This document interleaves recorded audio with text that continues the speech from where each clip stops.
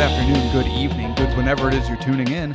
Welcome to TicketPrice, the only show on the internet that asks the question that matters: are these movies worth the ticket price? In other words, are they worth your time and money? With you as always, I am Jake, co-host and voice of the show. With me as always, co-host extraordinaire, and the only man who claims to not see the visual similarities he and I have to snow and heat, the Miser Brothers.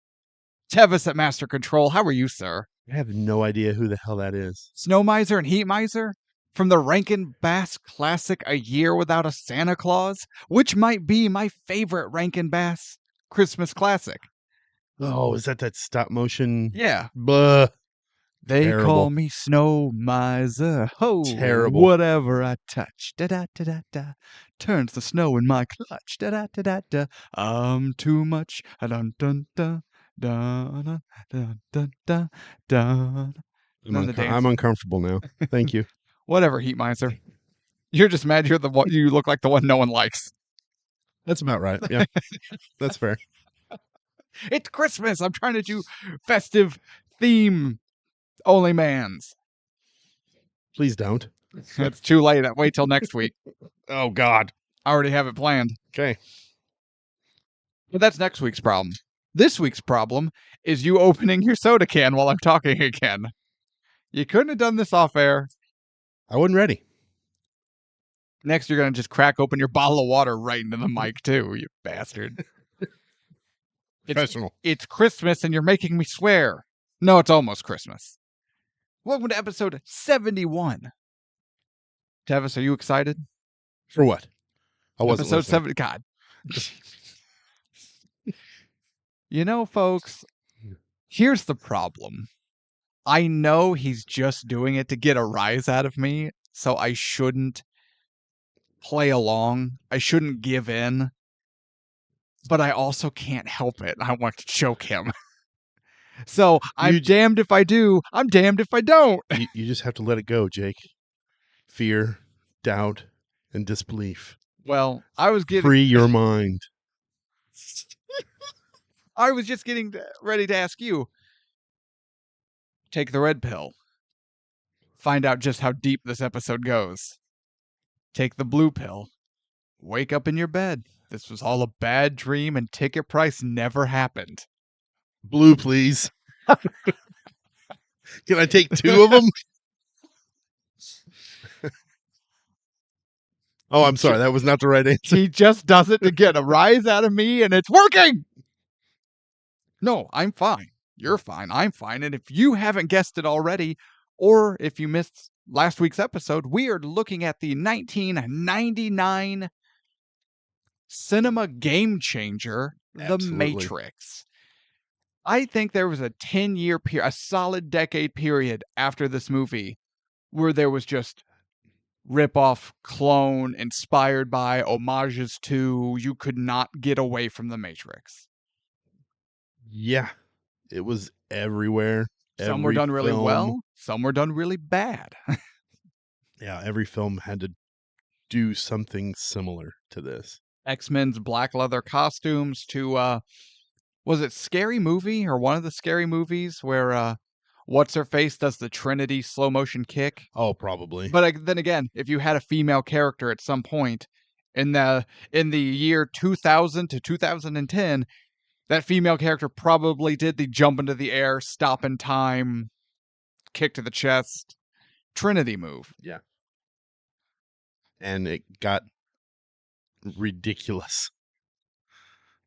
Yes, I would agree with that. When they did it in Gladiator, I was like, okay.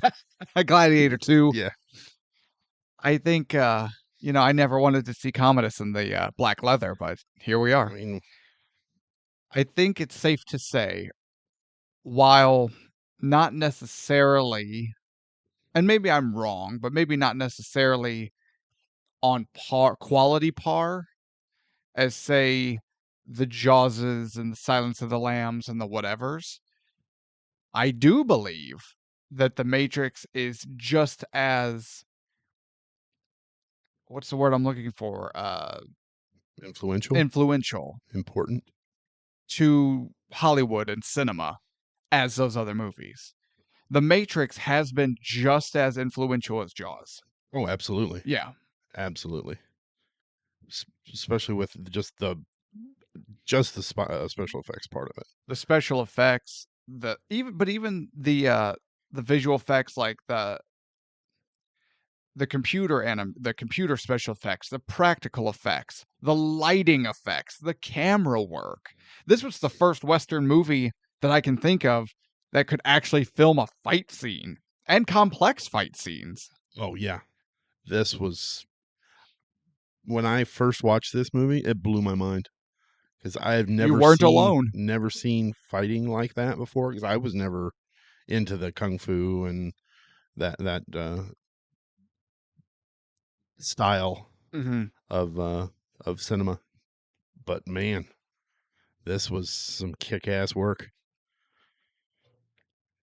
So we're getting a little ahead of ourselves, but like it or hate it, no one can deny the footprint left by the Matrix and the Wachowskis. I think this is really the only thing they have. The Wachowskis. Yeah, They attempted Speed Racer at one point, I forgot about that. That wasn't. but when I was looking up their IMDb, it's pretty much just Matrix video game, Matrix, sequel, Matrix book, Mm-hmm. Matrix comic book. It's their whole career is the Matrix, and there's nothing wrong with that. I'm just saying Yeah. this put them on the map. Just this one film spawned so much. Even spawned the now very real conspiracy theory of the simulation theory. Oh, that we are in the Matrix? Yeah. Yeah. That we actually literally are in the Matrix. That would not honestly would not surprise me at all. Yeah, but they're not supposed to wake a mind after a certain age, and no one's come for us, so. Oh yeah, I'm fucked. I definitely am not the one. Good. It would explain though. You know that weird effect you have when you're driving and there's a car behind you, and they've been behind you for a little bit now, and then you just glance in your rearview mirror and they're just gone, and you're like, they were there like a second ago. And then I've always jokingly been like, oh, the Matrix deleted them. See, in my mind, they got turned into an agent, right? And then the Matrix just deleted whatever just happened from my mind, whatever shootout that I drove through. Like Men in Black, they just kind of give you the I don't even think they have to do the mind flashy thing. I wipe. think it's just a control delete memory situation. Yeah, probably because I mean you're already jacked in. I'm just software at this point. Yeah, it's kind of like when you're driving your car and you going to your destination and you get there and you're like, wait a minute, what just happened? The 45-minute drive that I had, I don't remember any of it. No, that's you fell asleep. Well, and it's not even you fully fell asleep, but you go into that like comatose. What do they call it in the zone? When you I was in the zone. No, when you actually take your driver's license test, the written part, the highway hypnosis. Oh, is that what that's called? Yeah. Oh, I didn't know that actually had a name. Yeah, that actually has a name, and it's like you're awake, but you're not really awake, and you're just on autopilot. And then you're like, where did the last 25 minutes go? I'm really afraid right now because I've been driving asleep, essentially. Horrifying. Horrifying. You ready to get into this? Ready You're to get giggling. I don't know why. All right. Far-flung year of 1999. This movie also didn't really help as far as playing into the Y2K fears. Oh, not at all. Do you have a history with this movie? We're not there yet. We have not done any of our rundown. Oh, never mind. We've done nothing. Control Alt Delete. Good morning, good afternoon, good evening, good whenever it is you're tuning in. No, okay. Written by Lana and Lily Wachowski, directed by Lana and Lily Wachowski. Red flag. Writer-directors. Yes. Luckily, there's not a third Wachowski. Mike Wachowski. See, he's laughing extra hard because he made this joke off air and I hated it. So now I'm stealing it on air. What a jerk. Mike Wazowski. Mike Wachowski. Oh, sorry. God, get his name right. You, the only man who would curse out boo. Yeah, Mike Wachowski wrote Matrix Revelations. Was that the animated one? No, that was the third one. Okay. Which one was the animated one? Animatrix? I don't know. I don't remember. Actually, that might not be wrong. Anywho. But no, I call it as I see it. Writer-director makes me nervous. Makes me nervous. That's fair. It's a red flag. Starring Keanu Reeves. Red flag. No. Makes me nervous. No. Keanu Reeves is fantastic. At being a good person, yes. At acting, never. Yeah, I heard a story about him. When he was on the set of Lake House. Sure. Because like he doesn't own like massive amounts of cars or a big home. He just lives in an apartment and, takes the fucking subway everywhere. Yeah. But there was somebody on the set, and I don't know the position or the person or whatever, and I don't even know if this is a true story. I just heard it in like an interview. But he had overheard one of the crew members talking about he's going to lose his home if he cannot come up with $20,000. That's an oddly specific amount of money that makes me think gambling debt. Yeah, probably. Not to ruin your heartwarming story. But no, yeah. Keanu's just like, yeah, okay, here. Paid for it. Took care of it. Yeah. I'm like, damn, what a good dude. I'm not saying he's a bad person. Everyone knows Keanu Reeves is one of, if not the nicest guy on the planet. And that makes me... But he's a bad actor. No, he's not a bad actor. He's a great actor. Well, we'll get there. You're right. He's not a bad actor. Maybe. No, Keanu Reeves, red flag. Also starring Lawrence Fishburne and Hugo Weaving. You're just going to gloss over Carrie-Anne Moss. Yes. Why? Why not? She was fantastic. No, she was fine. No, fantastic. No, she wasn't. She was I heard a cool story about No, you didn't. No one has heard stories. She was working on the set of the Lake House. Have not heard. And she was talking to somebody on the set of Lake House and was like, if I don't come up with $20,000, I'm going to lose my home. And then Keanu shows up. Stop it. That's so mean. That's way meaner than anything I just said. And to answer your question, the animated one is the Animatrix. Yeah, you said that. I was like, man, actually, that you said it as a joke, but that might not be wrong. So yes, I was glossing over. Thank you, because I'm not going to run down the entire cast list. Joe Pantalones. Pantalones.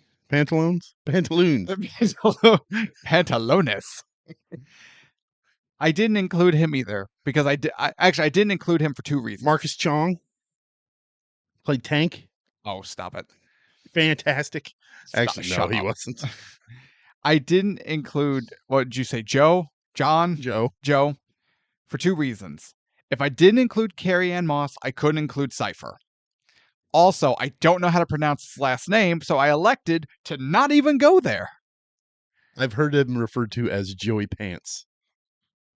I do not know Mr. Pants, and I feel uncomfortable referring to him as such. So you're just going to ignore him. Sounds good. No, he just doesn't get highlighted in the marquee billing. Carrie-Anne Moss doesn't either, apparently. Correct. She's the third most important character in this movie. If I was going to name a fourth character and specifically single out a female character for upstanding performance, it would have been the Oracle, but we're not there yet. Okay? Can I continue, please? Her name was Gloria Foster. And we're going to get to Gloria because she's actually fantastic. And you just want her to hug you like a grandmother, and all your troubles would just melt away. I know. I want a cookie. Well, we're going to get there too. Budget. made with an estimated $63 million. Worldwide gross, hold on, let me check notes here because I think this might have been a struggle. 63 and 99, that was a decent amount of money, especially for an experimental sci-fi kung fu movie. Yeah. Worldwide gross of $467,840,449. Damn. No wonder that spawned The 100,000 franchise. spinoffs. Yeah, a legitimate franchise. Yeah. With 42 award wins and an additional 52 nominations, including 4 Oscar wins for Best Film Editing, Best Sound Effects Editing, and Best Visuals. It's not surprising. No, because all of those things are what this movie was about. This movie, in my opinion, the Wachowskis had a vision, and a large portion of that vision was to change the way films are made. But unlike James, I can't make a good movie Cameron, the Wachowskis actually made a fun and compelling and entertaining movie that did all of those other things. And it also didn't cost $87 billion to make for no conceivable reason. And also wasn't written primarily about a man's quest for legs. I was wondering if there was going to be a James Cameron dig. That's the only one, I promise. Okay. Only one, but I have to do it. This movie also wasn't 3.5 hours long of dreck. Of bilge. Yeah, this movie went by pretty quick. What's its runtime, I wonder? I don't remember. You have the Oracle. You have the Oracle's name pulled up, but you don't have the runtime. 2 hours and 16 minutes. Man, it didn't feel that long. No, not at all. All right. Now we are there. So, Tevis, what is your history with The Matrix? I remember watching the trailer for this, and I was like, oh, God, no. Mm-hmm. There was a time when movies were desperately trying to include the internet in some way in their movies, in the story. Like Sandra Bullock's The Net. It's like, oh, God, I forgot about that. Was terrible. Because Sandra Bullock's the worst. And then Johnny Mnemonic was another one. Forgot about that. And I'd watch Johnny Mnemonic, and I'd watch both The Net and Johnny Mnemonic, actually. Why? Wait, can we just pause and just really dive in why you felt the need to watch Johnny Mnemonic and or The Net? I like movies. I watch them much as I can. Would you like to take a break for a snack? I need a sandwich. Did anyone else hear that grizzly bear? Damn. So yeah, I saw this. I was like, oh, Keanu in another sci-fi movie. I'm like, no thanks. Not at all. So I did skip the theater. I didn't watch it. Mm-hmm. And I'm so sad that I did. When I watched this for the first time, and I don't even remember when, it was probably a year, maybe 2 years after it came out. Goddamn. Mm-hmm. I was like, holy shit, I missed something special at the theater. But rewatching it for the show, I actually watched it with my daughter the other night. Mm-hmm. I talked her into sitting down with me, staying quiet, and actually watching this movie. There's the key right there. After it was over, I said, answer me 2 questions. I said, what was your reaction to me telling you we're going to watch this movie? How excited were you for this? I said, on a scale of 1 to 10. She says 0. It's like, oh, okay.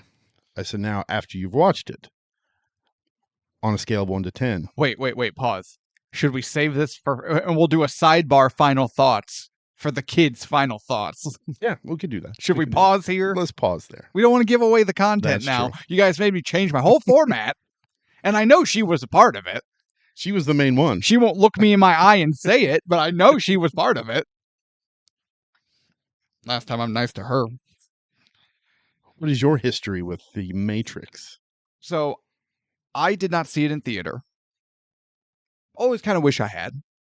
And this is always in my top of the list of like, I feel like movie theaters, especially like when there's kind of a slump of new movies, or maybe if they're looking to draw more people into like matinees, like they should just replay classic like movie theater movies Oh, yeah. that I would go see. And I always thought The Matrix should be one of them. Like Jurassic Park, Jaws, The Matrix, like, yeah, just show those again during a matinee, and I would definitely go to that. Yeah. Right. I was also only 9 at the time, which I like to bring up because I know how much it irks you. And I remember one of the reasons we didn't see it in theater because my parents were kind of weird about it. They weren't sure what to expect or if it would be okay for younger viewing audience.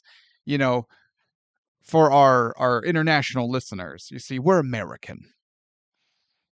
Violence doesn't matter. All ages appropriate. You show a little intimacy, though. Cover those eyes. Well, then all of a sudden we revert back to the Puritans from the Mayflower. Oh, I'll clutch my pearls. Oh my gosh, there was a nipple, right? Someone's head literally explodes, and we see all the matter from inside. That's fine, right? Doesn't matter. You see some intimacy, so they weren't sure. Then one day, I remember my dad's like, talking to my brother and I, he's like, guys, we gotta watch The Matrix. And I went, why? And he's like, you just gotta trust me on this, okay? And I said, okay. And I'm pretty sure this bastard went and watched it. But we rented it from the Blockbuster. And it has been in mine/my family's collection ever since. We had the VHS, the DVD, the Blu-ray. Yeah, oh yeah. Okay. Nice. To your point of clutching the pearls. Yeah. My father was the controller of the TV. And if it wasn't set to Saving Private Ryan. So we would rent movies quite often, and we would rent horror movies a lot. Mm-hmm. And I don't remember exactly which one it was, but it was a horror movie from the 80s. So there was a lot of blood and a lot of boobs. Yeah. Anytime the blood portions were there, he was like, oh man, that was cool. And then a boob would pop up. He would have to change the channel briefly so that I wouldn't see it. Yeah. And then he would wait a few seconds and he would click back to the actual channel where the VCR was connected to. Yeah. And see, oh, nope, it's still there. And then click back. And then he didn't want to scar me with the boob. The guy literally holding his intestines, that's fine. That was cool. Crying for his mom, that's fine. See a little bit of jubbly. Don't say jubbly. You gotta turn that off. You gotta turn that shit down. Now, though, to be fair, I do think it's within reason. A little boob slip at a certain age, whatever. Dad and I had rented a movie, and we knew it was going to be awful. It was just like a straight to video sci-fi whatever, and we just like this is the kind of movie that I'm pretty sure was made and produced and aired on the Sci-Fi Channel, right? So it just could be awful. Yeah. And it's like Cobra, not that Cobra, but it's about like a genetically altered giant snake kind of thing. It's like Cobra or something. It was the lowest of low budget Anaconda ripoffs, right? And I'll never forget this because I just went, holy, because I had some sort of awakening because the movie opens with a shockingly graphic lesbian oral scene. I mean, as all of those giant snake movies do. Obviously, that if you want to engage your audiences right out of the gate, you make them wonder where they shopped at the movie rental store. Did you go through the curtain? into that It room. made a crunchy sound as we pulled it back. I can't remember the name of that movie. I just remember going, oh! And I do remember Dad telling me to look away as he definitely... here's the thing, though. I'm pretty sure he muted it, but I'm not so sure he fast-forwarded it. Yeah. He paused it. And I believe where I re-entered, one of the actresses was back, and I'm almost positive it was what was that 80s sitcom? All the teenage girls lived in the house. That's gonna bug the hell out of me. Full House? No, they weren't related. It was more. I don't know. That doesn't sound like an 80s sitcom. That sounds like a movie that starts with a lesbian. It was shockingly graphic. Hold on. Oh, oh God, I see it. I see it. One Day at a Time. That doesn't sound familiar. Hold on. Are you looking up Yeah. 80s lesbian They weren't. sitcom? No, there was no lesbianness involved. That was just the movie. Did it have Trudy? Yes. Yeah, I think that's One Day at a Time. Hold on, I'm looking because that still doesn't sound right. You have so much editing to do now because this is gonna bother the hell out of me until I find it. No, it's not One Day at a Time. Oh, I could see it. Was it? It was the 80s, right? Yeah. Cosby Show. We don't talk about that anymore. Growing Pains, Different Strokes. Facts of Life. Facts of Life. The Facts of Life. I'm pretty sure it was one of those girls were involved in the snake scene. Was she the downy or the downer? Downer. Downer. Okay. And as I recall, as I entered back into that movie, she was very aggressively wiping her chin and lip and calling the downy a bitch.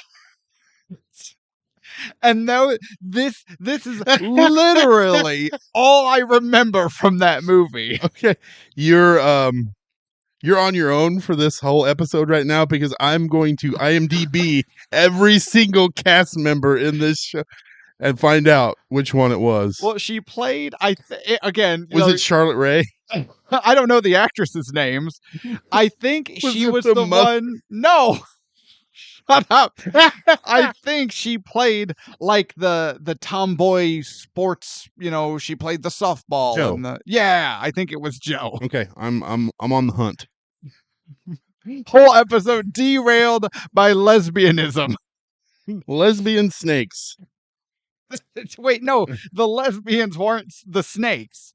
Actually, I just remembered another part of that movie because I think at some point there's like a team of commandos hunting for it or whatever, and hunting for the snake. Hunting for the snake, not the lesbians. Unfortunately, the lesbians did not survive the opening encounter. You have to be careful when performing. And they're talking about, well, how big is the snake supposed to be? It's like, it's got to be, 14 feet long at this point. And one of the soldiers remarks, 14 feet. This thing's turds were bigger than that. And I specifically remember going as a child, or I don't think I was a teen yet, like that preteen maybe. I just specifically remember going, turds. Don't. If you're writing a screenplay, don't use the word turds. Just say this thing shit's bigger than that. Like, you've already had open lesbianism. I think saying the word shit is fine. I don't think that's the... His poopy is as big as that. His I don't want to be graphic. Yeah, you want to wipe your chin, Joe. I'm telling you, I think it was Joe. I think it was Joe. I'm not seeing it. Oh, I'm going to find this. No, we're getting back to it. You have to edit all of this out, by the way. Absolutely not. Are you back with us? Yes, I'm here. No, you're still... I'm scrolling. You're looking for lesbians on your computer. I would try to do a Google search. I don't want to know what would come back if I typed in lesbian Look, snake movie. if the goal is to just find lesbians on your computer, I can save you a lot of time. Tevis, it's not 1986 anymore. Pornography is way easier to obtain than it used to be. You don't have to work this hard. Well, there was a TV movie in '87. The Facts of Life Down Under. Was that it? She was down under. Can I get back to the Matrix for the love of God? I regret talking. Normally, I just regret you talking. Now I regret talking. Oh. Go ahead, sir. Movie open. No, quit looking at your computer. Look at me. I'm the captain now. Look at me. Okay, I'm pulling up my notes. We're getting back on track. All right. My chest hurts. The movie opens with a phone call, and we see, at this point, what can only be described as the green Matrix code coming down the screen. I love they start this off with the green of the WB logo, and I like when movies play around with the logo. When they as well. incorporate it Yeah, somehow. I like that a lot. But yeah, the green raining code is so cool. Yeah. Still. It's synonymous at this point. Oh, yeah. And one of the many things that was highly influential coming off of this. But we hear two voices talking, and a male and a female. And the woman asks, well, are you sure this line is secure? Did you she hears something over the phone connection? Are you sure this line is secure? And the male voice is like, yeah, of course. Totally. Shh. Shh. Joey Pants. But the phone call gets traced. By who? We don't know. By what? We don't know. But this still works, or at least for me it did, because the code coming down, just like, I'm not 100% sure what I'm really looking at, but you can make out like the binary, right, and some of the different characters and whatever. But then it's like, is this call being traced? So that at least automatically, while you don't fully grasp or understand what's going on, you as an audience member are given enough elements to be like, okay, we have two people worried that their call's being traced. Well, the only people tracing calls are authority, police, FBI, whatever. So if they're worried that their call is being traced, then there's some, they're doing behind the law, shenanigans. So it gives us just enough little detail to ground us in some level of understanding, even if we don't think that hard about it. Yeah, I agree with that. And then we meet Trinity in her black leather outfit. Fantastic. And her sharp and responsible haircut. She looks fantastic. Fantastic. Yes. Sure. You betcha. I mean, the black leather is, how do I put that? It's very, it highlights. It fits her form. It does. It does. So now, if only we could bring these outfits back, but with the modern sensibility of curvy women. Oh, yeah, hell yeah. I'm all for it. Where do I sign? Except I don't know if the leather will stretch that tightly. We have a petition. Let's get a petition. Change.org. Bring back the Matrix leather. For our curvy female actresses. Hell yes. Absolutely. Although I think that's why everyone liked the Black Widow character. Oh, yeah. Oh, 100%. Before she had any depth, everyone just went... She had depth? Eventually. I don't know what you're talking about. Are you still looking up lesbian snake movie? But we meet Trinity surrounded by police. They tell her to freeze. And then it cuts to some very official looking men in suits and earpieces getting out of a blacked out car. Very Men in Blackish. These guys work for the government, and I think they just make people disappear types. They don't flash any badges. They don't do it. They just show up. And they're like, Captain, we told you to wait until we arrived. I sent 2 units. I think we can handle a little girl. No, Captain. Your men are already dead. God damn, this is actually pretty good. Hold on. Hell, Hugo, settle down. Shit. It's called the Bad Impression Award. Well, we need an actual one for the Gary Oldman Award for good accents goes to me and my Hugo Weaving. There's a line that the officer spouts. Is it Juris my diction? Ugh. So bad. God. It's awful. It was awful back then. It's always been. It's terrible now. I'm like, just get rid of that. Or even just give me just say jurisdiction. Yeah, exactly. Just say the word. Yeah, don't give me this juris my diction crap. Oh God. I hope you die. Yeah, exactly. No, Sergeant, your men are already dead. How good is Hugo Weaving as this character? Oh yeah, as Agent Smith. Absolutely. Holy shit. His presence, he's menacing and scary.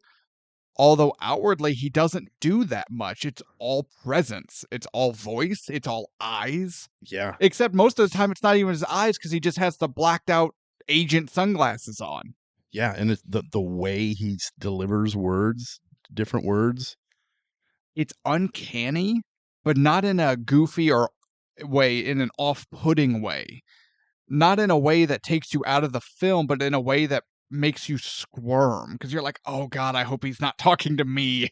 Yeah, he is so freaking good in this. If we had more people that could just pull off his like tone and diction of talking with his menacing presence, police interrogations would be way more effective. Oh yeah, it'd take like 2 minutes. I've obtained everything we need. And everyone would just be like, thanks. Yeah. God, I hate that guy. I hate it when we have to call that guy. But then it cuts back to Trinity, and we get our first taste of what The Matrix is about. The movie, not the plot point. Right. Where we see Trinity in the first time in cinema history that I can think of do bullet time. Right. Yes. Did Matrix invent bullet time? They did. Okay. That's what I thought. Yeah. They had to design this whole rig, and this is what the movie was pitched around, was the bullet time thing. Man, think about how influential bullet time is. Oh yeah. Even if you didn't know or made any obvious connections to the Matrix with it, just know this movie made bullet time. Movies, video games, everything. I was just about to say, yeah, in video games, shit, it's all over the place. It's so good. And Trinity, proceeds to dismantle a room full of cops with her bare hands. I've seen this movie probably 30 times. Oh, more than that for me. And easily. That moment when she jumps up in the air and does that crane pose. The crane, and then the music kind of distorts. It swells while also distorts. And then that camera, it goes all the way around, and she kicks that dude into the wall. I'm like, holy shit, this is cool as hell. Yeah. Still, when me and the kid watched it the other day, I was still that way. What was her reaction when Trinity just kicks that guy through the wall? She goes, whoa. Wait, Keanu? Yeah. Whoa. God, I hate Keanu. Keanu Reeves is fantastic. I hate his acting. He is a fantastic actor. He strikes me as a very lovely person. This is not personal. Although every time I think of Keanu as an actor, my mind goes directly to Point Break. I am an FBI agent. Like, see, I always go straight to this movie. I know Kung Fu. Shut up. Shut the fuck up. So Trinity fights through the cops. The agents, the 3 of them, storm into the building. They lock eyes across the room. Trinity books it. And this also works. So we have 3 agents show up in a blacked out car who are now just talking to the police however they want, and not like a vulgar or like a Axel Foley's boss sort of way, but in just like a, dude, you are so far beneath me right now. Oh, You yeah. don't even understand. And then we see Trinity in this super cool, hyper futuristic meets old school Hong Kong kung fu action. So you're immediately going, oh, she's a badass with some sort of power or gift or ability. But then she sees these 3 guys and immediately runs, which then sells how scary and threatening these guys have to be. Oh, 100%. So the chase is on. She makes it to the roof, and then the agents and a handful of cops are chasing her from rooftop to rooftop. They're jumping over these little gaps. Then they get to the gap. Yeah, the street. And she jumps off the rooftop over the entire street, both sidewalks, and clears it to the other rooftop. And one of the agents follows. And the cops stop and they just go, that's impossible. And now you're going, oh God, something is up. There are a few problems I had with this scene. Sure. A lot of there's a lot of nitpicks. Yeah. I'm going to have a lot of nitpicks. Now, are these for this movie episode. nitpicks, or are this is a movie from 99 nitpick? It's a movie nitpick. Okay. We learn later on that the agents can basically control anybody in the Matrix. Right. So why didn't the agents just appear in the room when Trinity was kicking their ass? The cops' ass? Menace. Okay. Honestly, although in my mind, okay, And I'm being extremely nitpicky. sure, but if we want to get like into the weeds with it a little bit, which there's nothing I love more than going down weedy rabbit holes. I don't care. You have to figure that when an agent takes over a body, that person is gone. So the robots have lost part of their crop. They're losing part of their life source. So you probably want to try to keep that to a minimum. That's fair. Because Okay. that it takes time to take over a person's body, and it's probably a resource-heavy endeavor. Because that person essentially gets deleted. But then you have to kind of alter the matrix around to erase that person's history and existence, wipe the minds of friends, loved ones, and the people who visually saw the change happen. Otherwise, people begin to question, which will then wake them up, which will lead to more crop loss. Okay. I like that answer. So I think you have to. I think it's a risk or a cost analysis. And Trinity's just not that important, which is why Carrie Ann Moss didn't get mentioned in the starring. But she makes it to a ringing phone and disappears.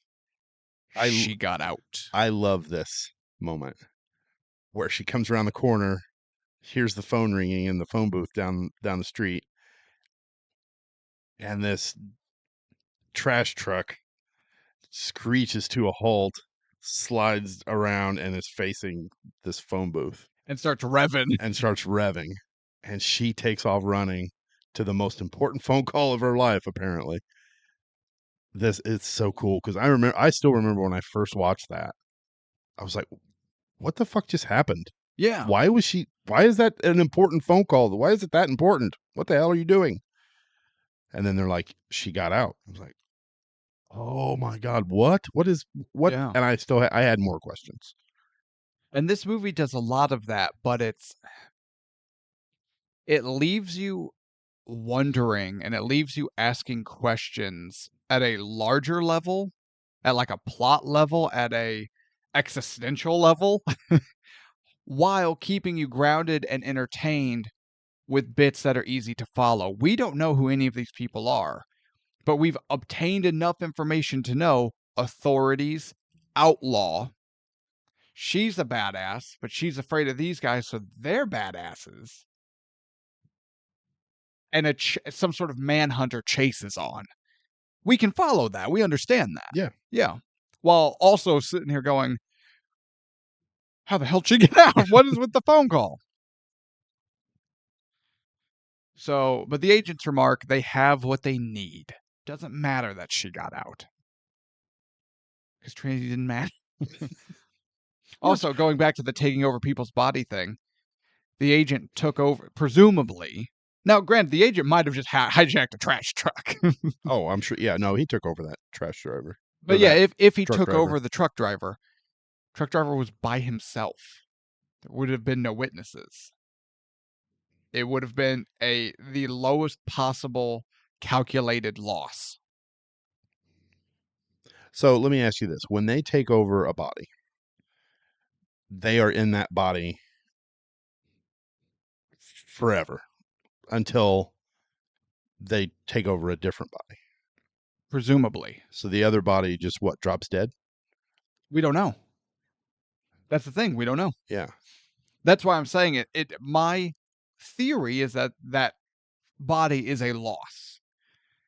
Because we see him get killed a couple times. They get shot. Yeah.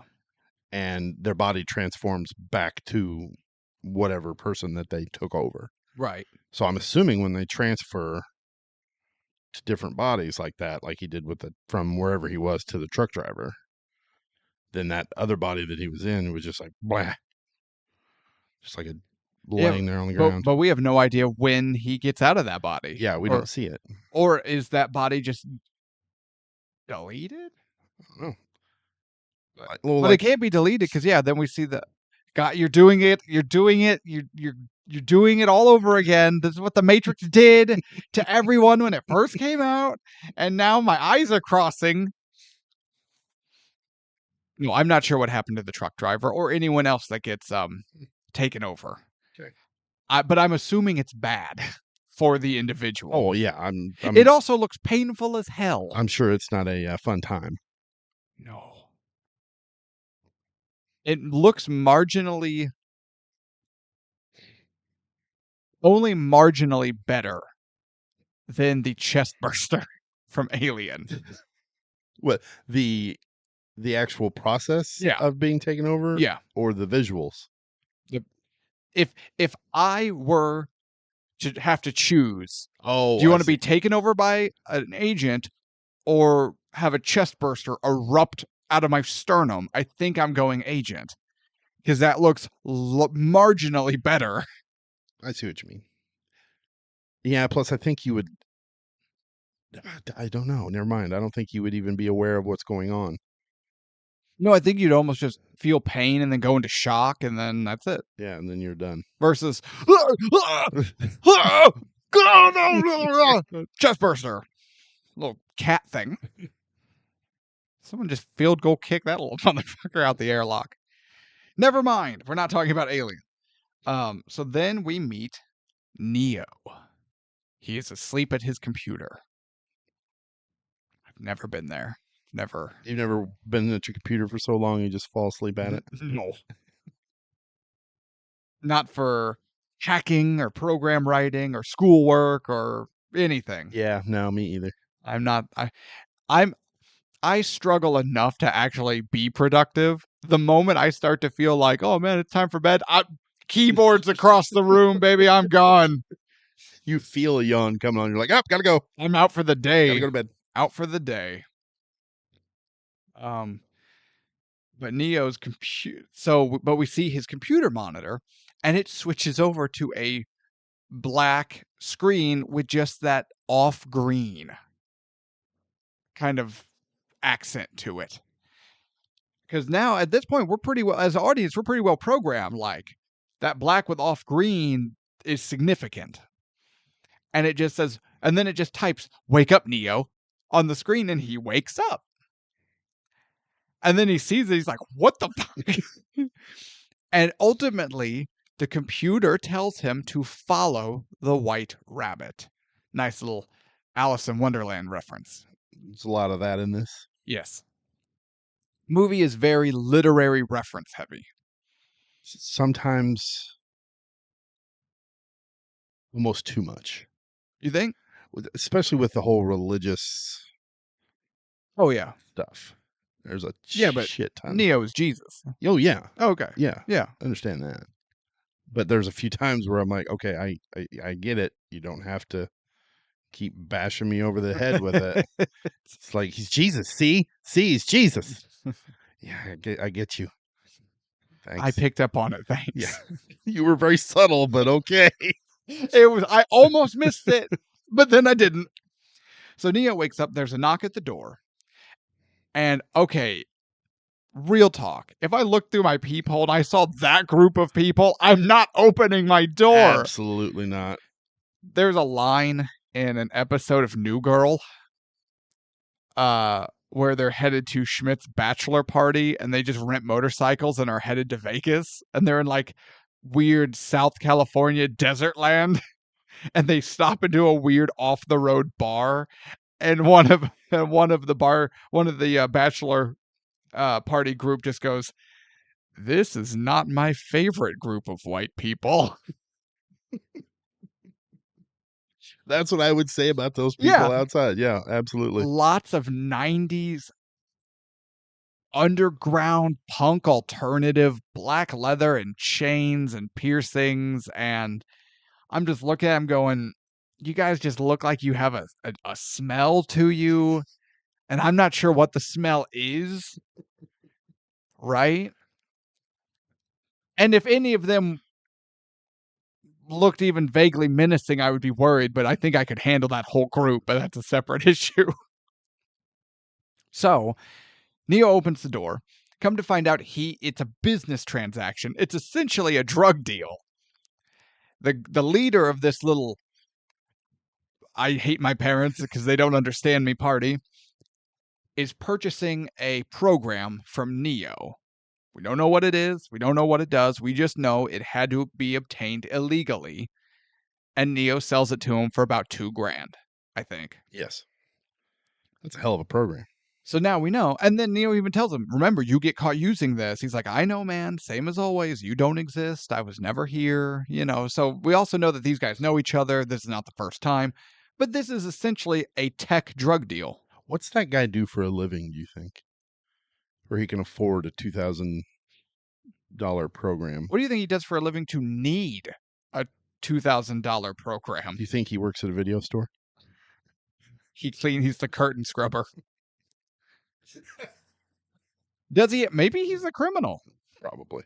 I don't know. I'm just gonna say yes. He probably needs it to. It's the program he uses so he can steal credit card numbers out of ATM computers. That's probably not far off. So, I don't know. But that's the thing. You're just going, what the hell? And they're like, man, you look paler than normal. We're headed to a party. Come with us. Come hang out. Get unplug, I think he says. Yeah. Unplug for a while. Come hang out. And then he talks to his girlfriend. What's her name? I can't. It's something goofy. Sure. It's like Desire Sunbeam. Or something. No, it was not Sun. No one in that group is named Sunbeam, but it was like Desire or something. Chandelier. What do you think, Candelabra? And then she like looks him up and down and like kind of bites her lower lip, and she's like, he should definitely come. And then like she's like holding her man and he's holding her, and they're both eyeing him. And I'm going, he's getting invited to a devil's three-way, baby. Yeah. They're gonna go in the bathroom, and that bathroom's gonna be disgusting as can be. And they're gonna teepee, they're gonna A-frame her. Eiffel Tower. And they're gonna Eiffel Tower her in the middle of some heroin addict bathroom. Yeah. And I'm just sitting here going, her? It's a separate issue. I want to go on record stating that I have never and will never participate in a multiple man three-way. But if I were to be tempted, it would not be with her. Wouldn't be with the chick with the rabbit tattoo on her shoulder. With Candelabra. Use her God-given name, Tevis. It's candelabra. I'm sorry. It would not be with candelabra. No. But while holding her man and eyeing Neo's penis and touching her man's penis, I think there might have been a jerk off scene. She turns and on her shoulder is a really conspicuous white rabbit tattoo. And I do remember nitpicks. I remember thinking, no one got that tattoo done. No. She probably doesn't even know it's there. They probably programmed it onto her. Probably. Right? If you want to really get into the weeds with it, right? But he sees it and it kind of looks, but Neo sees the tattoo. He's like, sure, I'll go. Then we get one of the best moments in the movie, a little bit of Rob Zombie. Did you check did you catch Neo's apartment number? No. It's 101. Okay. Yeah. Very binary. Yeah. Also it's like beginner level. Yeah. You know, got to take the course 101. Yeah. He's just starting. Yeah. I'm with it. Exactly. That's kind of fun. Yeah. No, I've never noticed that before. Yeah. And the room number. I was too busy watching the jerk off scene. The room number that Trinity was in at the beginning. Yeah. Was 303. Ah, she's slightly more advanced. Well, 303 error not found is a status code. HTTP 303. It's a way to redirect web applications to a new URI. And that's what that room is. Pause. Let's assume, for the sake of the audience, obviously, I didn't understand a single thing you just said. Explain it to the audience like I'm an idiot. Because obviously I know everything you just said. Because in The Matrix, that room is where they are transferred, redirected from the Matrix to the real world. Right. That had the phone. Yeah. So that's why they have that 303. Interesting. Yeah. I thought that was kind of neat. Yeah. Neat. Neat. Dragula's playing. Poopy. What? Heard. How dare you? Every time we get to listen to a little Rob Zombie music, you always just get all old man about it. He's okay. I prefer his movies. Rob Zombie's Halloween does not deserve the hate it gets. I agree. Just the first third. Because, man, that's awful. But while at the, whatever, okay, hear me out. I'm not unconvinced that they were at the party in the opening of Blade 2. It's going to start raining blood here in a minute. The sprinklers are going to just spray blood on everyone as a bunch of vampires are dancing in skin-tight black leather and definitely having over-the-clothes sex with each other. It looks like that was what was going on. I know! Definitely. I watched it with my eyeballs. It was definitely a place I would not want to be. No, looking at it made me feel like I would get hepatitis. We're just not cool or hip, man. No. Nor do we have hepatitis. And the music was too loud. Oh, God. So old. You know, there was a definite smell in there of something. Of BO. Of vinegar. And like, who had asparagus? It stinks in here. Yeah, that place looks like it just smells of weed and urine. Exactly. But Trinity approaches Neo because she has led him to this party. And that's when she's like, we know who you're looking for. He's looking for you. Let's make a meeting. Let's make this happen. Just be ready, essentially. And then it cuts to Neo waking up late for work because apparently he went out to a rave, a black leather rave all night on a school night, which we've all been there. Rookie mistake, Neo. Come on, man. He said he would never do it again, but then he did it again. So now he's getting lectured by his boss about the cogs in the machine, and it only runs if all the cogs are in their place doing their job. Blah, blah, blah. And he's like, I'm so sorry, Mr. Peterson, or whatever the guy's name. It won't happen again. And I'm just sitting here. I wrote in my notes, douche boss. That conversation would not have happened if I were in the room. No, excuse me. Conversation would not have happened like that. Yeah, I agree. I have yelled at more than enough supervisors to stunt any upward momentum I have at any job I'll ever have. Who needs growth? Who needs career growth? Just, ugh, guy sucks.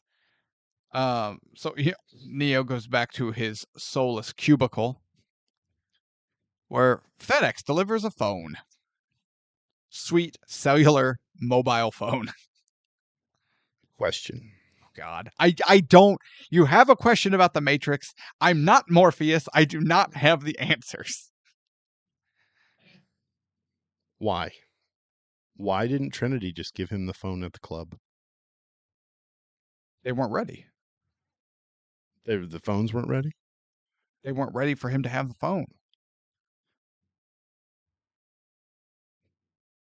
But the next day they were ready? Yeah. They were getting preparation set. We're about to see a scene with like the mirror and that funky chair, and there's drugs involved. That takes preparation. Have you never organized a Devil's Three-Way? Okay, there's a lot of emails back and forth. It's like you've never participated in an internet gathered orgy. Okay, there's a lot of preparation involved. Okay, well, as soon as I get a FedExed phone, then I'll know that I'm in on the fun. Just fun rule that you should always abide by if you're new to the online gathering based orgy community. You definitely want the lights on. I don't know. See, you think that. You just don't want to reach out and grab. You want to know what you're doing, and you want everyone else to know what they're doing. If my hands out there, or your face, yeah, or your nethers, or there. If you're going to a lights out orgy, you just have to have a lot of trust, and or you don't actually care what happens. You can get one of those little headlamps. What are you, spelunking? Strapped to your head. Yeah. This is my spelunking GoPro. You guys are gonna love this. That's the same one that lesbian was using at the beginning of that Snake movie. I'm telling you. I had some sort of awakening. Now, my awakenings aside, Neo gets a phone. He gets it because it's cool. Because the whole setup is cool. They are watching him. The timing of everything is so precise and predicted and planned out. It's cool. Shut up. Okay. That's all you gotta say.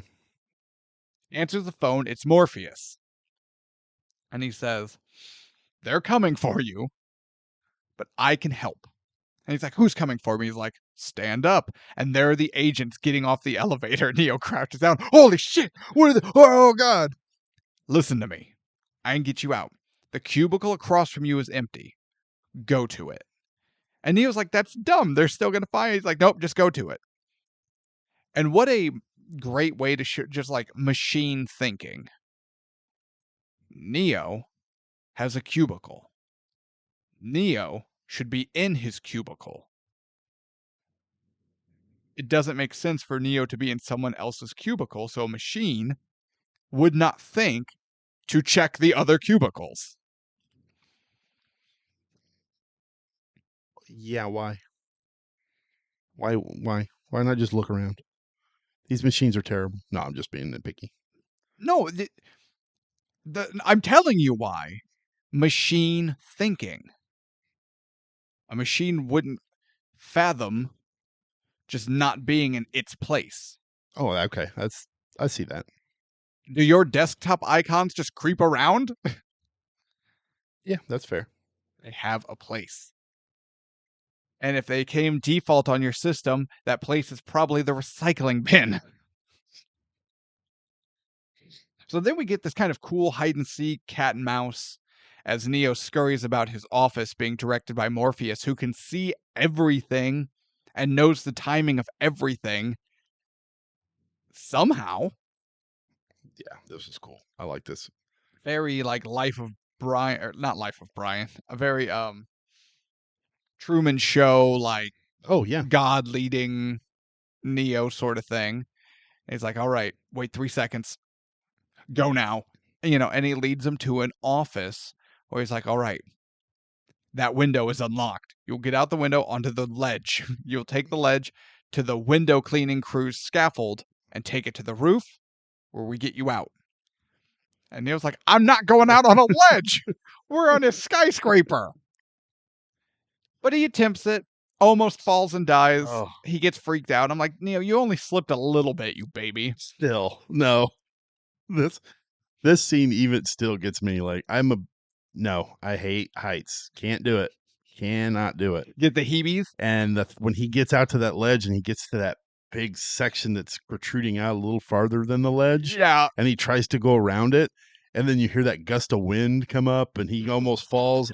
He drops the phone. I'm like, go, move, go, nope, go back inside, Morpheus warned him before he went out on the window, there's only 2 ways out of this building. With him or with them. The choice is his. The choice is always his. But he elects, I'm not dying today. Not today, Satan. And he gets arrested. Where he is brought to an interrogation room. I love this scene. And I like because it starts off with us looking at the room through a security camera, but it's got the green matrix tint to it. And then they come in, and do you notice Smith, Hugo Weaving, Agent Smith sits down with Neo. One of the agents walks behind Neo and unplugs the camera. Oh, I didn't see that. Just, nope. The humans, they don't need to know what's happening in here. And he unplugs the camera. And that's when I love this whole scene. I love Hugo Weaving's whole performance here. Because he sits down with that file folder. And he sets it down, and he kind of just straightens it. And then it's the little plastic piece holding it together by that piece of yarn or twine or whatever. And just so slowly, methodically, just unspools it around and around and around. And then he opens it and he starts flipping through the papers. And you're just sitting here going, oh God, would he please just say something? I would have cracked immediately. I'd have been like, I did it. I don't know what I did, but I did it. Be gentle. And that's when he starts talking. He's like, as you can see, we've been watching you for some time, Mr. Anderson. Great delivery. Hugo Weaving's performance in The Matrix is straight masterclass acting. Oh, absolutely. Like, I'm sorry, a lot of people know/prefer him as Elron. No. Which is fine.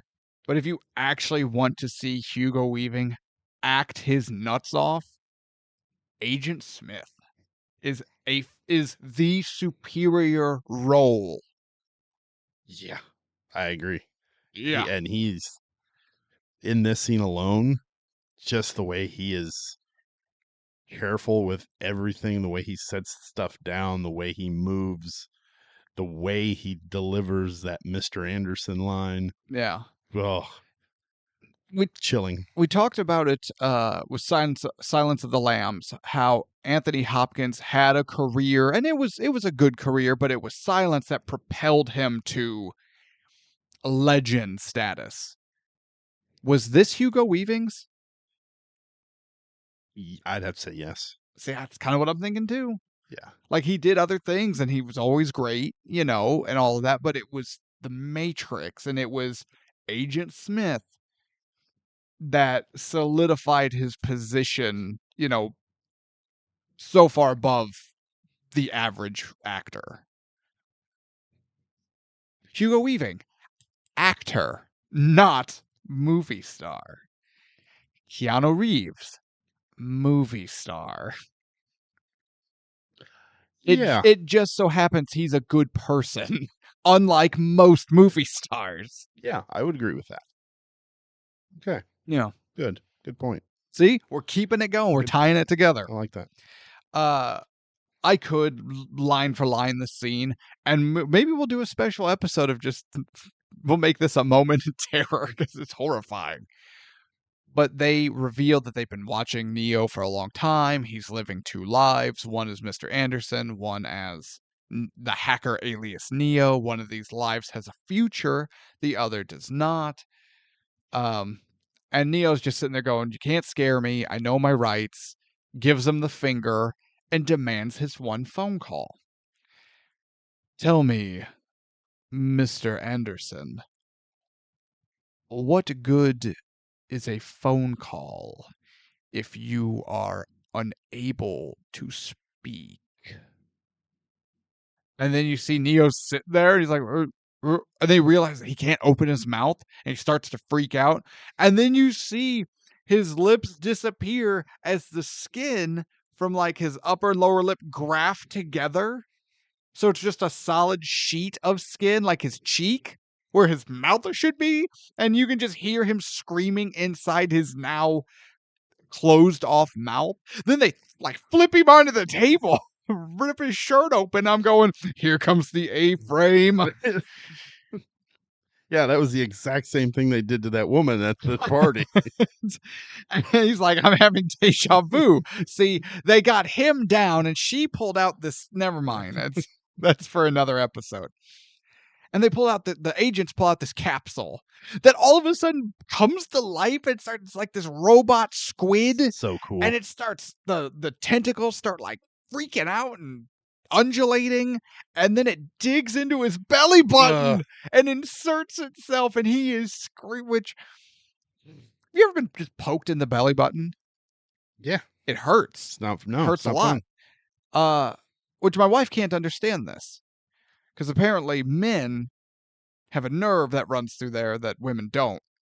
Oh, I didn't know that. Yeah.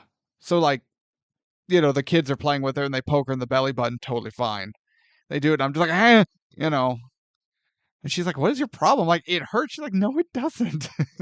Like, "Yes, it does." So this thing digs into his belly button. Now it's in him. And he, once again wakes up at home. This scene had me worried. I knew what the thing was before it happened. And I was thinking, this movie's 24 years old. 25 years old. Yeah. I bet this visual is going to look like shit. Or at least show some age. It's not bad at all. No, it's not. It still works really well. The first aged visual that we saw was Trinity in the opening fight scene when she jumps through that window. Yeah. And it's the scene of her jumping. It's not so much her jumping, it's the background. You can just tell it's weird. You can tell green screen and the computer mapping and all of that, which again, it still doesn't look bad. It just looks old. This movie came out in 99, so yeah. That one I remember even looked weird back then. Yeah. But there's a lot of visuals in this movie that still hold up really well. Mm-hmm. And I was legit concerned, especially with, high definition, because we've talked about it before. You get to see more. Sometimes that's not great. We'll get there. I didn't have an issue at all one time with the upgraded visuals and being able to see everything, and everything was fantastic. Everything was fantastic. That water looked a little cold, Neo. Huh? We'll get there. Okay. So he wakes up, has another phone call. A lot of phone calls for Mr. Neo. And he's like, "Hey, they got you first, but that's okay. If they know what I know, you'd be dead." This makes me laugh. What does? This phone call. Morpheus, he says, "Your phone is tapped. I must be brief." And then proceeds to tell him everything that he knows. He's like, "Meet me at this place at this time, and you'd be dead if they knew what I know. Neo, I know you are the one. Now they know." I'm like, they didn't. No, that was fine. They got it just under the wire. No. You think it'd have been like, "Neo, there's a car outside. The line's being tapped. Your line's been tapped. Call's traced. I must be brief. Get your ass to the car downstairs." Click. Just something like that. But no, he just tells him everything. So Neo goes downstairs. There's Trinity, Apoc, and Switch. He goes to the tunnel. He doesn't go downstairs. His car's not waiting for him. He has to that's go right. to the tunnel, which was a cool shot with the rain coming down. Yeah. I like this. Whatever. He meets up with the car. This is going to be a 4-hour episode if you keep interrupting. He gets in car. And they're driving him to the meeting point. But as soon as he gets in, Switch just pulls a gun on him. And he's like, what the hell? They're like, it's for our protection, Neo, from you. And then they pull out this huge electric thingamadoo. It's like a vacuum from the 60s or something. Yeah, if it was made by space orcs from Warhammer. They put the sensor with the claws over his belly button. I'm going, oh, Jesus. We're back to the belly button. And they start scanning, and there's that little squid beast. And, squid beast machine. It's a machine beast. Yes. Machine beast? Machine beast. That sounds weird. Squid beast machine. Machine squid beast. Squid machine. Machine squid. Beast. Is it a beast? Machine. Your eyes have crossed.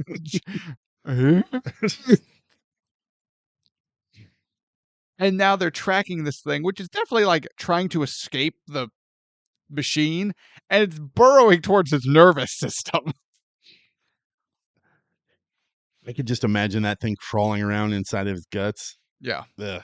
The world's worst tapeworm. God. Ugh. But they're like, clear. Also, this whole giant rig of a thing is plugged into their cigarette lighter. My God, what battery do they have in that car? Where do you think they bought the adapter for it? Down the road at AutoZone. Home Mart. They went down to the Home Mart. They're like, we need a car adapter for whatever that thing was. Device. It's a device. Oh, it's just a device. Yeah, it's a device. But they sucked the thing out of his belly button. Would that not be arguably more painful than when it went in? Yeah, and wouldn't it leave like a big ass hole? He would have like a gun hole, like a bullet wound hole. Yeah. In his belly button. But no, he's fine. Jesus Christ, that thing's real. Inside that tube, it's got like chunks. Yeah, it took parts of Neo with it. Gross. Like, those tentacles were like holding on to meat and flesh and organ. And then they just ripped it out, and it ripped those little pieces out. Ugh. But I guess they figured, he wasn't going to need this body for long anyway.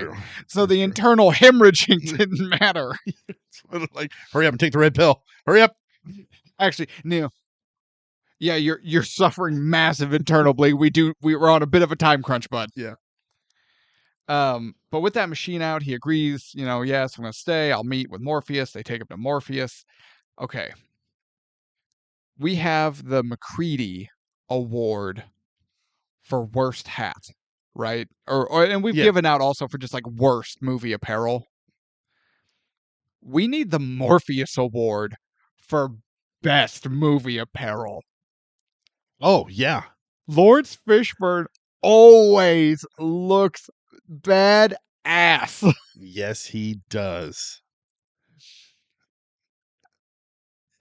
And he's also the only one who's allowed to wear color. Yeah. Like, because he could pull it off. He's got like the black trench coat, but like purple pants and a green shirt. I'm just like, and he's got those sunglasses. They have no arms. They just sit on the bridge of his nose. Yeah, they're I'm like clipped there. It's weird. It's weird. It's weird, but it's awesome. Oh, it's so cool. He looks so magnificent. And the way he stands with his arms behind his back. Yeah. Kind of crossed. Fantastic presence. So we've got the McCready for worst. We got to have the Morpheus for Absolutely. best. Sounds good to me. Morpheus exposition dumps. But ultimately we get the classic red pill, blue pill. And, I still, it's talked to death, but I love how in one of Morpheus's sunglass lenses, you see the one hand and the one pill reflected, and in the other lens, you see the other hand and other pill reflected. Like those that this movie does a lot with like visual duality. Yeah, it comes up a lot with those sunglasses. Yeah, It comes up multiple times in different scenes. I'm just like, yeah, that's cool. Yeah, That's I liked it.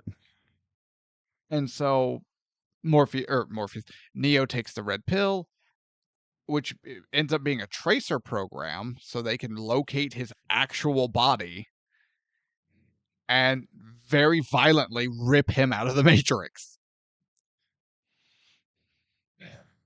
I absolutely love this pod scene.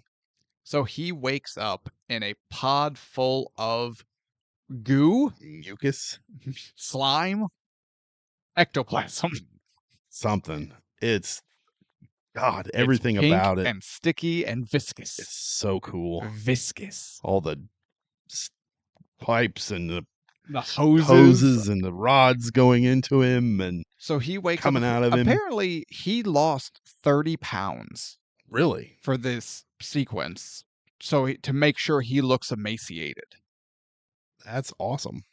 And so he's completely hairless. He's emaciated because he's never eaten before. Yeah. He's not, but he wakes up, the pod opens, and then that huge spider-like flying robot comes and grabs him by the throat, and very painfully, by the look of it, unplugs the primary Ethernet jack Yeah. that plugs in directly into his brain. And he's just like, oh, Jesus. And then for reasons I still don't totally understand, all the hoses connected his arms, his legs, up and down his spine, all the hoses essentially keeping his body alive. Because the primary jack puts his consciousness in the Matrix. Right. I believe all the rest of it fueled the body. Sure. And they just explode out of his body. They just violently pop. Well, they're ejecting him. And it looks like he's getting shot with a Tommy gun. He's just like, it's so cool. He looked like Sean Connery in The Untouchables. And then a hoop pipe opens and it drains all the water and Neo out. And you definitely get a hint of penis during this scene, thanks to 4K, baby. He had a thing covering it.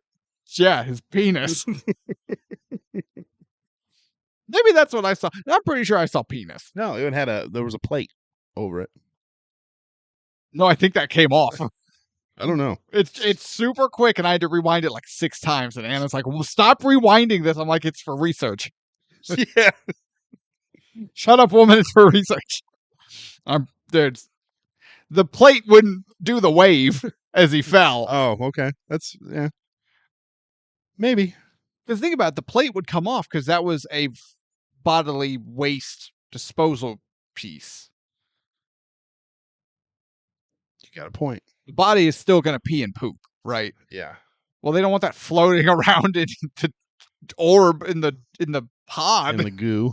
In the magoo. So no, I think that came off, and there was a little wave action that I thought I was watching Jaws. So I just went, "Ooh, this was supposed to be blacked out." Ooh, 4K, baby. Yeah, I missed that. It was super quick. You had to rewind it like 6, 7 times, 8 times, 9. Rewind it 10 times. Just to be safe. You won't miss it. You know what? Be safe 12 times. No surprises.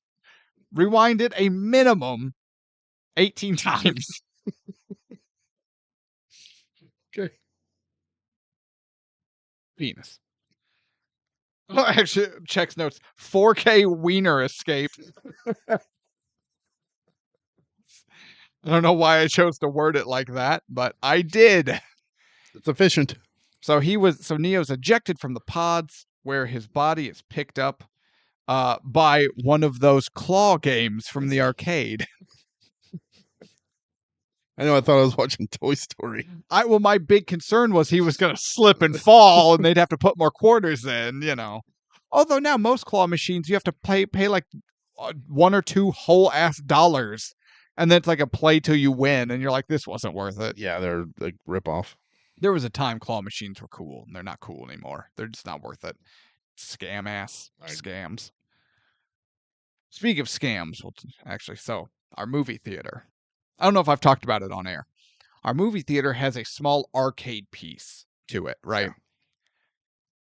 Well, my wife and I like to take our kids there, and we'll go like as soon as Evelyn's out of school, so literally no one else is in the building. There's one worker getting like stuff ready for movie time in like 3 hours, and then there's just us playing arcade games. Well, Anna and I have figured out what games to play based on how cheap they are and how many tickets we can win off of them. And then we've gotten really good at those games. So we'll play quarter games, but we'll get anywhere from like 15 to 25 tickets per quarter, right? Well, when you go to turn your tickets in, some of the prizes are concessions. And a small popcorn is 50 tickets. We have estimated and have pretty well got figured out that depending on how well we're playing, a small popcorn will cost us 50 to 75 cents of actual money versus the $5.25 those bastards charge for a small popcorn if you were to just purchase one with the ticket to a movie. That's a pretty good deal. So, public service announcement, everyone. If your local theater has an arcade section, first make sure that you can get concessions with your ticket winnings. Then take a little time, figure out what games are going to have the highest payout based on how little you have to spend. And then run that scam until it bleeds, baby. Hell yeah. When we do movie night for the podcast, it's like, hey, we're watching this. I'll go to the theater with our little printout because we have like over 1,000 tickets banked. Right. Just go there and get the and then I go to the prize box and I scan my ticket and I hit A5, which is small popcorn twice, and I get 2 orders of small popcorn for max $1.50 of real money, which would be $10.50 plus tax if you buy it like all these other fools and schmucks and losers. That's awesome. So, public service announcement, movie theater popcorn at dirt cheap, at 1975 prices.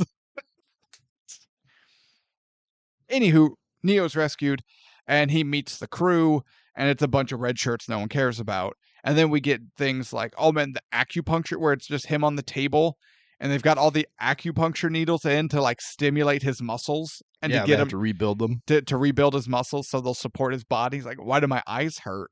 And Morpheus hits him with, because you've never used them before. And she's like, oh my God. Yeah. Also, I like the recovery scene. I have a nitpick. It feels super long. Like it took forever for him to recover. Mm-hmm. But it's not super long. No. It's really well done. But what's your nitpick? And I've always had this nitpick. They're rebuilding his muscles, but obviously for the sake of the movie, there is a towel draped over his waist to like mid-thigh. So you don't see wiener. Yeah. You don't get a 4K wiener escape. Are they just not rebuilding his thighs, buttocks, or dick? Aren't those muscles that should also probably need some attention? Yeah. Yeah, probably. Or do you think Dozer and Tank are just waiting for Trinity to get the hell out of the room? Give Neo just a little dignity, please. Probably that. Okay. Yeah. Maybe they're waiting for Morpheus to get out of the room. As much as he loves Neo. Morpheus, Trinity, I need you guys to step out while we handle the other muscles. Oh no, we can help. I can get out. Quit creeping on my boy's junk. But no, just like him being rebuilt, it's like, ugh. And then they're just when there's again, it's just a real quick clip during the rebuilding montage of just the bloody needles going in the bowl because there's hundreds, ton of them. Ugh. Neo meets the crew, and then he learns the truth about the Matrix. So, no one knows what the year actually is. Neo believes the year is 1999, the height of human civilization, because the Matrix is programmed to be 1999. When in reality, the year is closer to 2399? Was it 23 or 22, 21? 21.99, I think. I can't remember I can't exactly. remember, but 2000 something 199. Because man creates AI, AI goes to replace man, a great war ensues. We don't know who struck first, them or us. We know it was them that blotted out the sun. It was us. Oh, we blocked Yeah, out. Oh, that's right. because they were Humans blacked out the sky Yeah. because it was believed that the machines were going to be dependent on solar energy. Except they found another means for energy. Yes, they did. And so humans had to flee underground to the only place where it was warm enough for them to survive. So near the Earth's core is the city of Zion. Neo's not handling it well. The character of Tank. Yes. The Man, operator. He is bad. Wait, the character or the actor? The actor. So wait, hold on. Now we've got two roads. What is wrong with the character of Tank? I don't have a problem with the character of him. Okay. What is your problem with the actor playing Tank? He's terrible. He has some of the worst delivery. And I there's moments where he tries to do things a little differently, like when he says, when he gets Neo hooked up for the first time to train, and he's like, okay, so we usually have to start off with these introduction programs. He goes, but these are complete boring shit. And I'm like, what did he just say? He says they're boring shit. Yeah. But the way he says it, I'm like, I don't know what the hell he just said. He's a complete boring shit. Man, there's another line where he pulls that. Now I can't think of what it is. But it's not good. He's not good. He tried something. He tried some things. Did not work. I gotta be hating on my boy Tank. What did he ever do? But Neo goes through training, but he gets to do fun training. He gets to do like firearm training and martial arts combat training. Actually, if you play the only Matrix game worth playing, Enter the Matrix? No. Is that the one where you play as Jada Pinkett Smith? Not that one. No. No, there's one where it's like you play as Neo, and you play through all three movies. Oh, I as know what Neo. you're talking. Yeah. And that game kicks ass. Yeah. But you play through the training programs, and that's like the game's tutorial, or part of the game's tutorial for like bullet time, gun combat, martial arts. That's cool. Yeah.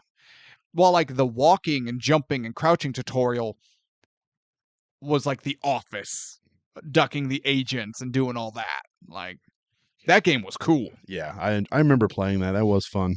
And I think I did play the one where you had to play as Jada's character. Yeah, that game sucks. Ugh, that character sucks. Yeah. And her friends, that guy sucks too. I don't even know his name. Ghost? Sure. I don't know. That's horrible B characters. There's a lot of them in this. In this, no. In the sequels, yes. Oh, God. Anyway. Wait a minute. You think Switch and Apoc? Dozer and Apoc and Mouse, do you think they were deep, interesting characters that were needed? Needed? Yes. Deep and interesting? No. I believe I very accurately described them earlier in this episode as Neo meets a bunch of red shirts. Yes. Okay. The only one that I actually liked was Mouse. Yeah. Mouse had personality. He did have personality. Yeah. That other one, Apoc. Apoc doesn't even have lines. I think the only thing Apoc says is digital pimp or something. No, Switch gets that line. Apoc just says, there it is. Yeah, that was his only Only line. line. He had a few others in the. No, he had there it is and Trinity, and that's it. Oh yeah, before he dies. And then Switch. Not like this. I can't be like this. The digital pimp hard at work. Yeah, but she also got the listen copper top line. That's true. And that's a good line. That is a good line. But not like this. It's like this. We'll get there. So Neo can't handle the truth. He passes out, goes into a coma. I love Cypher. He's like, he's gonna pop. He's gonna pop. His head's gonna explode. He's gonna pop. Neo throws up a little bit, and presumably Morpheus and Trinity took turns drinking it up. He's the one. I love him. Savor it. He wakes up in his room. Morpheus talks to him some more, and he's like, "Hey, yeah, my bad. I didn't tell you the whole truth before I made you do this. That's on me, bro. But also, I hope you can forgive me because there's no going back." Yeah. Dick. What an absolute dick. Yeah, because Morpheus or Neo even asks him because there's I can't go back, can I? And Morpheus is like, no, you can't, bitch. But would you even want to? I mean, come on, that was all a fabrication, a lie, a falsehood. You wouldn't want to go back to that anyway, right? Because you can't anyway, so let's be optimistic about it. Neo learns Kung Fu, and now I would like to give Keanu Reeves the Halle Berry Award, the Halle Berry Award for Worst Line Delivery. No Kung Fu. It was fine. No, it wasn't. That is horrible. No. He gets the Halle Berry Award. You were wrong. No, you're wrong. No. I know Kung Fu. Horrible. No, horrible. The only one that award is awarded to Switch. Not like this. Oh, no, I know Kung Fu is way worse. You're wrong. You had an opportunity and you didn't take it. I'm taking the opportunity. Okay, well, I'm in protest. You are in the comments below. You can agree or disagree which one of us is right. No, the line is iconic. Iconically bad? Iconic. Yeah, for how bad it is. No, it's great. It's great a line. meme. No, it's not. Great delivery. Horrible. Oscar-worthy. No, never. Ever. Ever. I know Kung Fu. How cool was this fight between these two? So, we get a really bad line, I know Kung Fu, by a really great line with excellent delivery. Show me. Yes, and now Morpheus and Neo fight. This was awesome. This fight scene is amazing. You want to talk about actual iconic. When they start, because they have a little back and forth, but then when they actually start getting into it, that music kicks in and Mouse goes running to the room next to Morpheus fighting Neo. Yeah, and everyone clears out of the kitchen. They are so excited to see this. Like they're jumping over furniture. Yeah, it's so cool. This whole montage of this scene. And it builds right. It's a really awesome Kung Fu karate action fight scene that builds and gets more matrixy as we go. It doesn't start at 100 miles an hour. No, not at all. It starts as a really good standalone Hong Kong style martial arts scene. And then we get more, then they start getting supernaturally fast. They're running up walls. And just a small bit. It's not overdone. It's, you get Morpheus flying through the air a little bit in that slow motion. Yeah. And then Neo runs up the beam and does the backflip.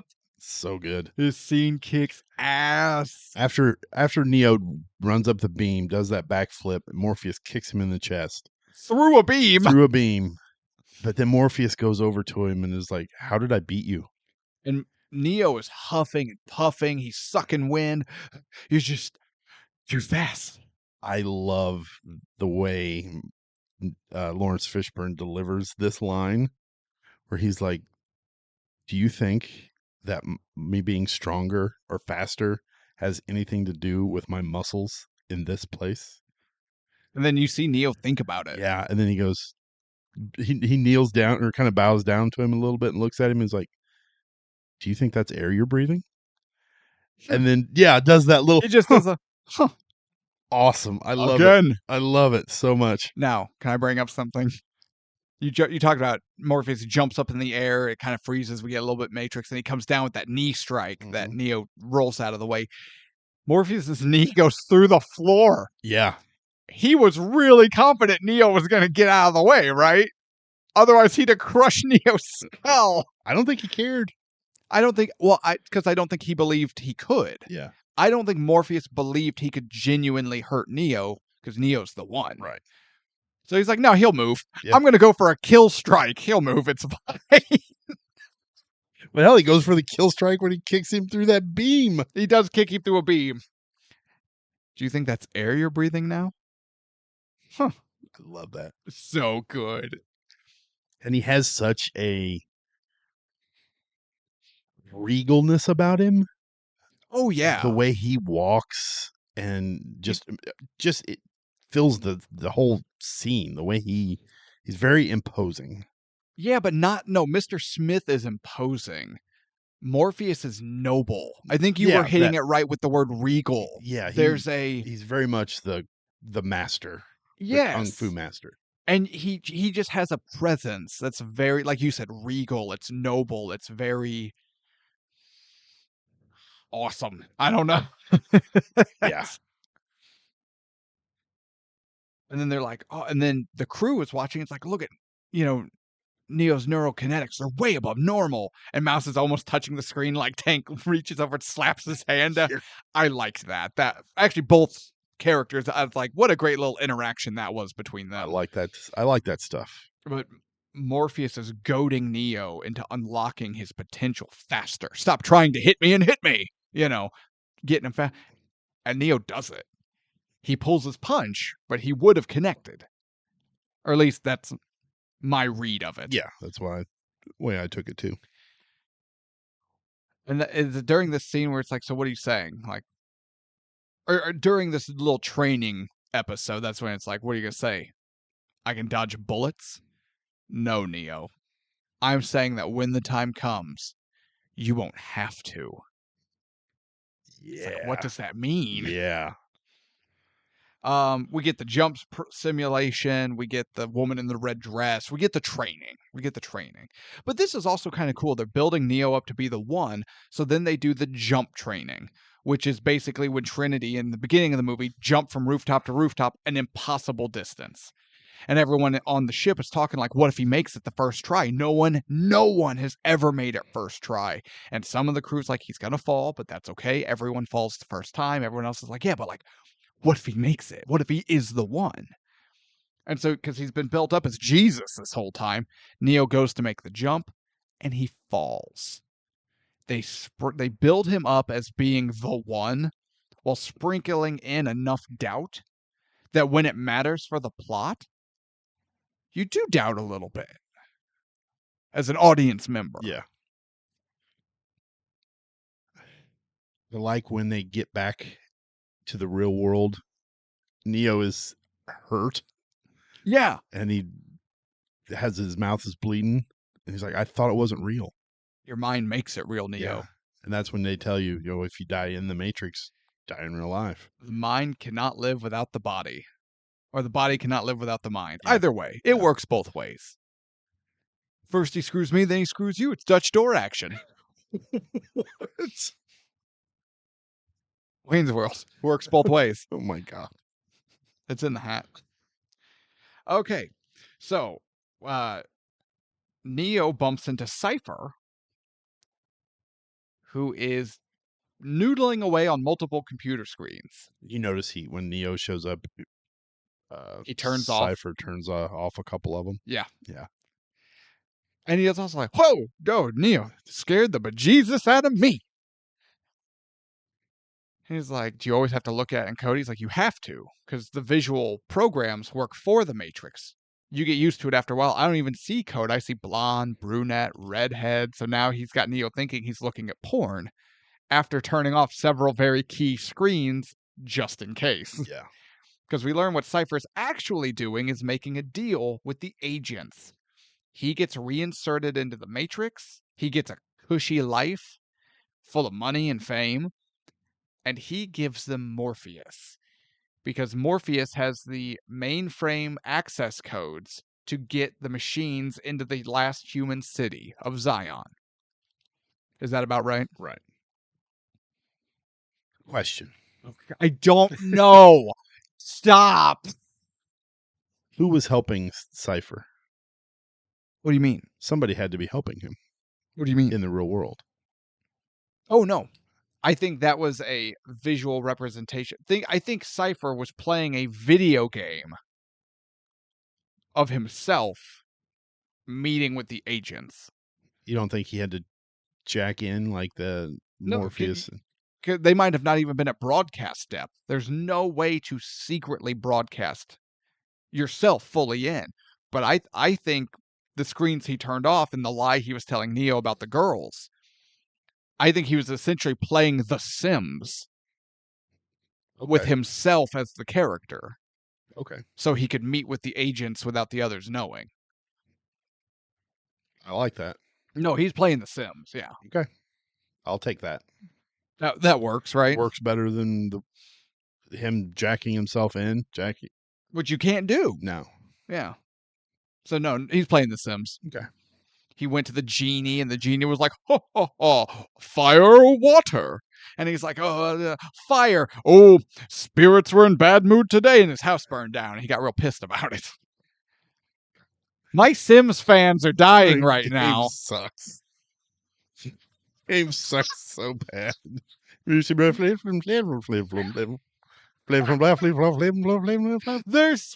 Simish. Fjorben.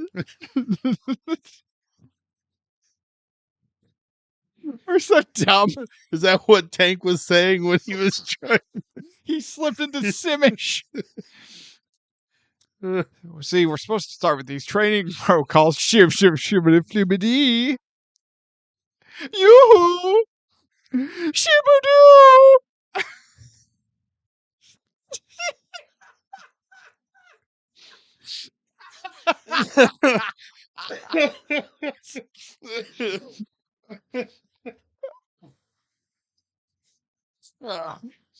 Can we just edit all that out, please? No.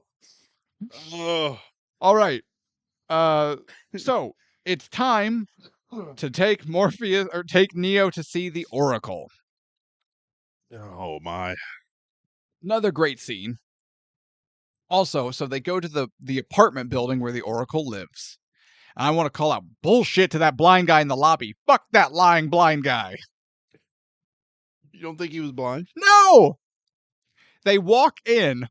They being Morpheus and Neo walk into the building to see the Oracle. They go to the elevator. Morpheus, without making any sound, looks at him, nods. What up? Nods. The blind man looks directly at Morpheus and nods back. Okay. Unless he's Daredevil, that guy's eyes work. Do you ever play Red Dead Redemption 2? Yes, everyone played Red Dead Redemption 2. You know, every once in a while you come upon a blind guy who's begging for money. Yeah. But if you pull a gun... pull a gun on him, he's like, whoa, whoa. Yeah. You're not blind. Get the hell out of here. That was a pretty good Arthur Morgan. Thank you. Best video game character of all time? Oh. Yes. I kind of think he is. It's he either gets him, the best story. Either him or the one from Last of Us. I can't think of the guy's name off the top of my... Yes. I tried to play Last of Us. I thought the combat sucked. Oh, it's so good. I'll tell you. That's what they tell me. But, man, Arthur Morgan's better than Joel. Yeah.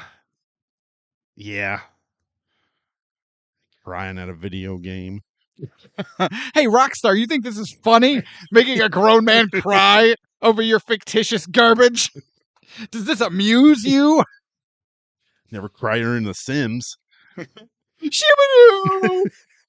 Snowball! No, usually I just starve them of social affection till the social bunny comes and then you can beat him up. I'd put him in the pool and then take away the You ladder. take the ladder out. No, that's how I always killed my neighbors. Come over for a pool party, guys. Have one character start the fireplace and then delete the doors. Because a fireplace was guaranteed to burn your house down. You never even bought one because it was guaranteed to burn your house down. Can I get back to the Matrix, please? They go to the Oracle and the blind man's a liar. But they go up to meet the Oracle. Morpheus sits in the waiting room. Neo goes in. And there's the room of the other prospects, the other potential the ones. And he sits down and we see the little girl like levitating blocks. People are playing chess. And there's that little like Tibetan monk boy with the spoon, bending spoons with his mind. And it's like, that's cool. And then he straightens it up and hands it to Neo. And he's like, don't try to bend the spoon. That's impossible. Instead, try to realize the truth. What is the truth? There is no spoon. And then Neo bends the spoon. First try. Well, kinda. Yeah. But that's when he goes in and talks to the Oracle. I love this Oracle scene. I love this scene. It's so good. The dialogue, the acting, Gloria's acting, not Keanu's. Actually, no, never mind. He does a good job. Say it. Say it. You almost said it. Say the word. What? Say the word. He does a fantastic job. Fantastic job. No. He is be free. Sugar dude. I'm glad that's a thing now for this episode. Jesus. I love the vase. Hold on, I'll be with you just a minute. And don't worry about the vase. What vase? Turns, vase falls over. That vase. Oh my gosh, I am so sorry. I said don't worry about it. Wait, how did you know? Oh, that doesn't matter. What's really going to cook your noodle later on is would you have still done it if I hadn't said anything? This whole scene is a mind fuck in all the best ways. And it's just like that above the door, that sign, it's Latin for know thyself. And her and Neo just have this little dialogue about if he's it, if he's the one. She tells him, no. Nope. Sorry, kid. Got a good heart. The potential's there. But you ain't him. He's like, oh, Morpheus almost had me believing. Well, that's kind of the thing.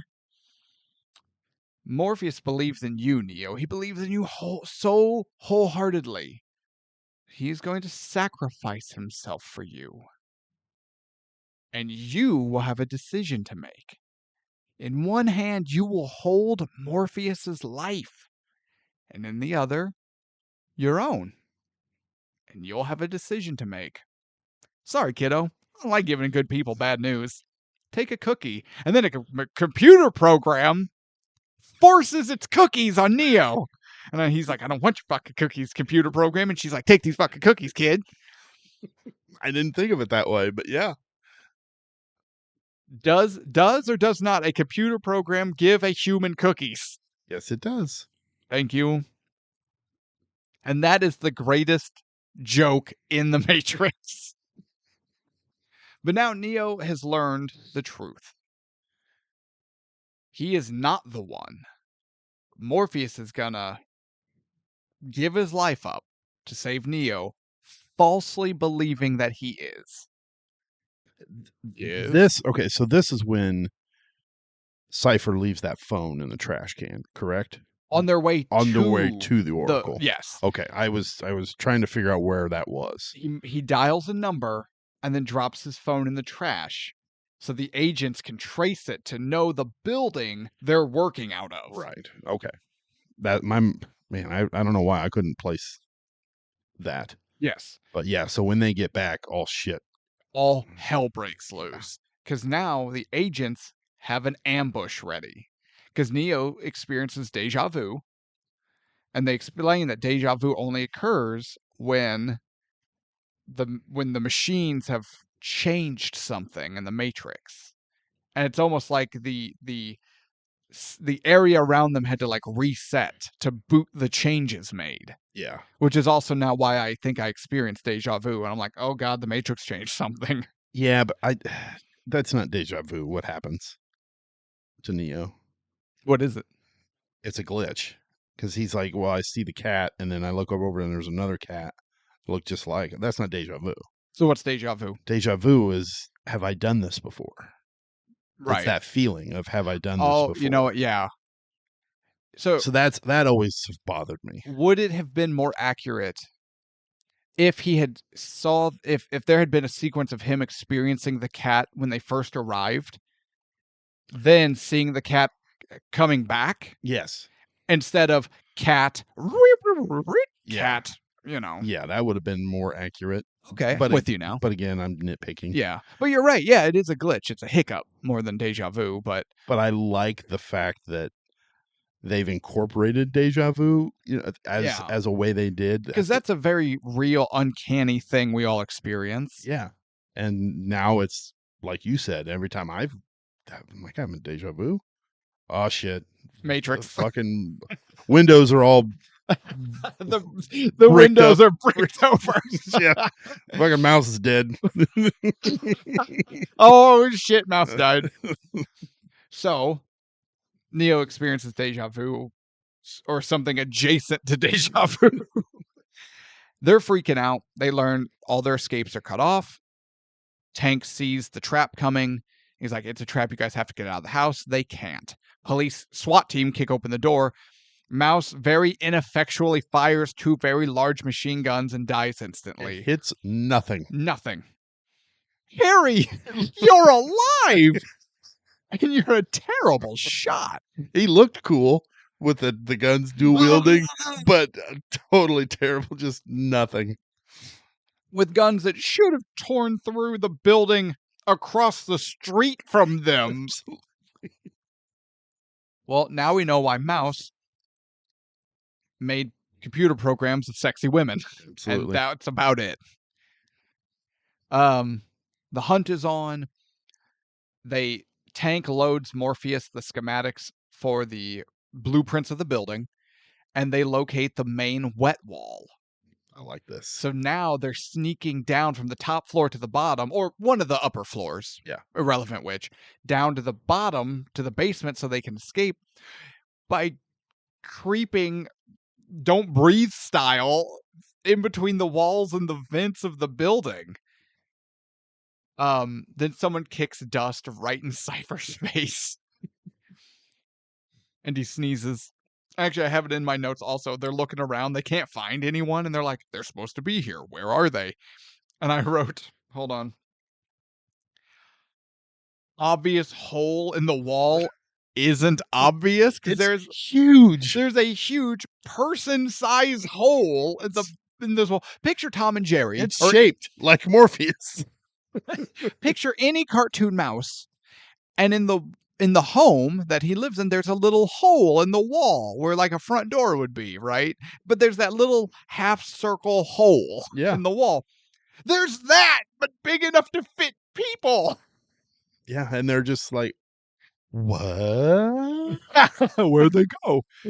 Cypher sneezes and coughs, and that one SWAT member's like, they're in the walls, and begins to blanket fire into the wall and hits no one. And also, like, don't breathe. That guy gets taken over by an agent, to which then you just see hands burst through the wall and start choking Neo. It's so cool. So then Morpheus summons all of his strength and pounces through the brick wall and tackles Agent Smith down. And they get their first dialogue. I wish this movie had just been more of Hugo Weaving talking to Lawrence Fishburne. Oh, yeah, we need more of this. Where Lawrence Fishburne is being kind of racist.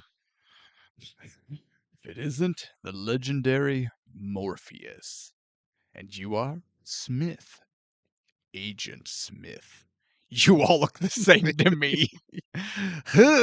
You damn machines all look the same to me. I love when Morpheus has his hands around Smith's neck, and he just Smith effortlessly grabs him and pulls him all away from himself. It's like, no. Then punches him in the chest, sending him into the air back into the wall he crashed through. And then Smith just hits the ground hard enough he obtains vertical stature again. So cool. And then we get the Morpheus-Smith fight. Now, we know Morpheus is a badass. We watched him fight Neo. And Smith handles him like nothing. Yeah.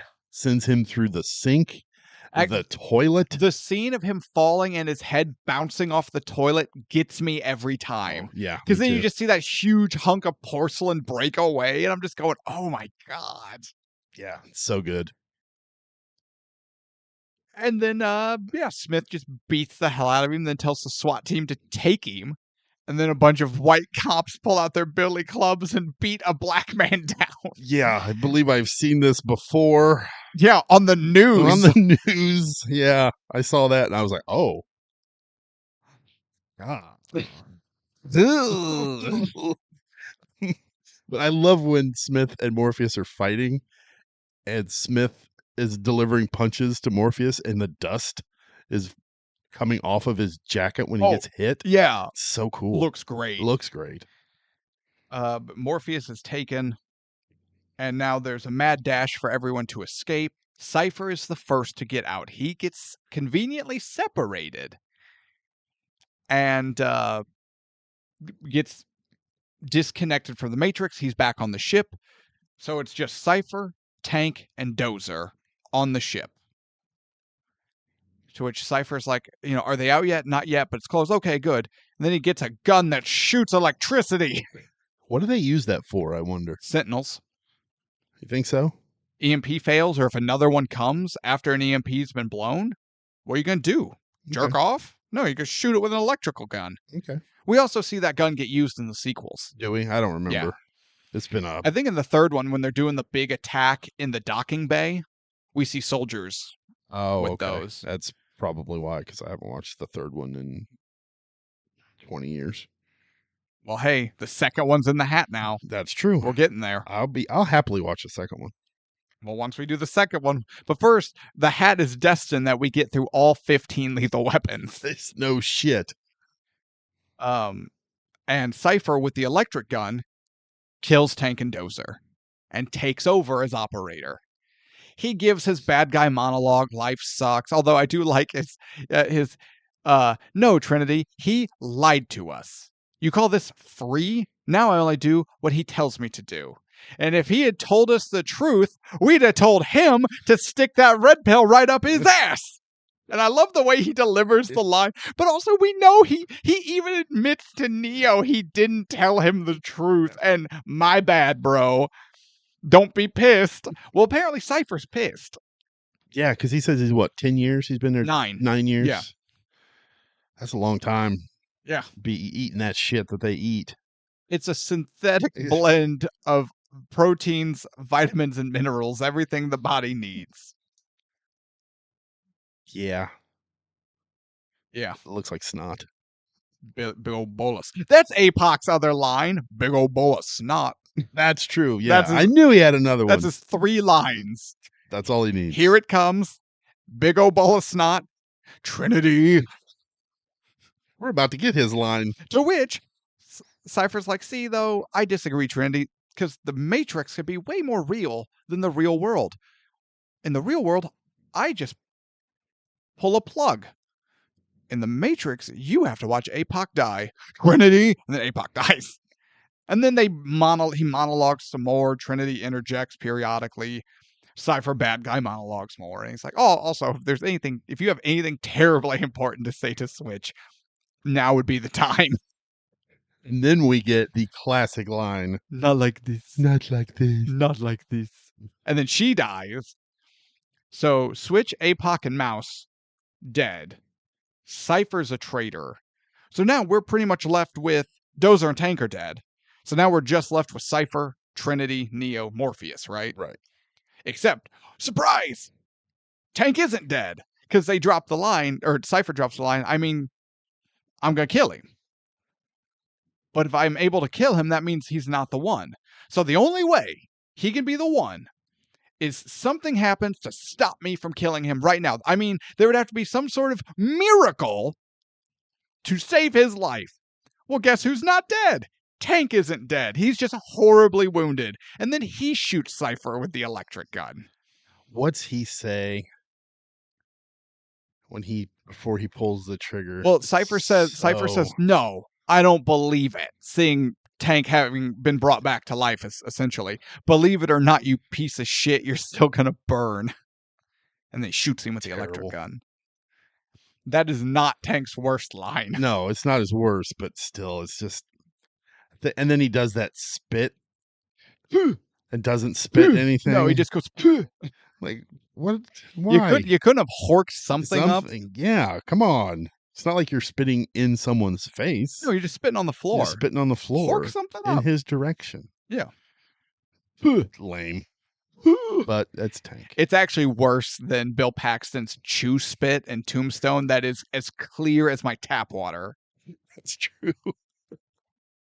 So Cypher's dead. Morpheus, Did you have a moment? Yeah, Trinity, and I'm getting this part and the next part conflated. Okay. Neo and Trinity both make it out of the Matrix at this point. Neo then explains he's not the one. The Oracle told him, literally, you're not it, kid. Yeah. It's not like there was any grand allusion to it. She didn't hint at it. She dead ass told him, you're not it. Trinity's like, that's not possible, blah, blah, blah. They concoct a scheme to go back in, guns blazing, to save Morpheus. Because Neo has decided the humans need Morpheus more than they need him. And he would rather die to save a good man and his friend than to let his friend, who is also very important, die for something that just isn't true. Yes. So then we get because they're going to protect Zion, they were going to unplug Morpheus and kill him. Right. But Neo decides no, he would rather die and save Morpheus than Morpheus die. So he's like, what do you need? Guns. Lots of guns. That was pretty good. Shut up. That's great. Keanu sucks. Great line delivery. Mine was better than his. No, his was fantastic. It was F something. So then we get the big Neo and Trinity storm the building where Morpheus is being held, guns and bombs and explosions, and there is no spoon. And honestly, it's bullet time and combat, and it's fun. It's cool. It's very cool. Let's get to the good part. Agent Smith interrogating Morpheus. Let's get to the good part. You think the good part's bombastic action? Yeah, if you're 9. Let's get to the actual good part.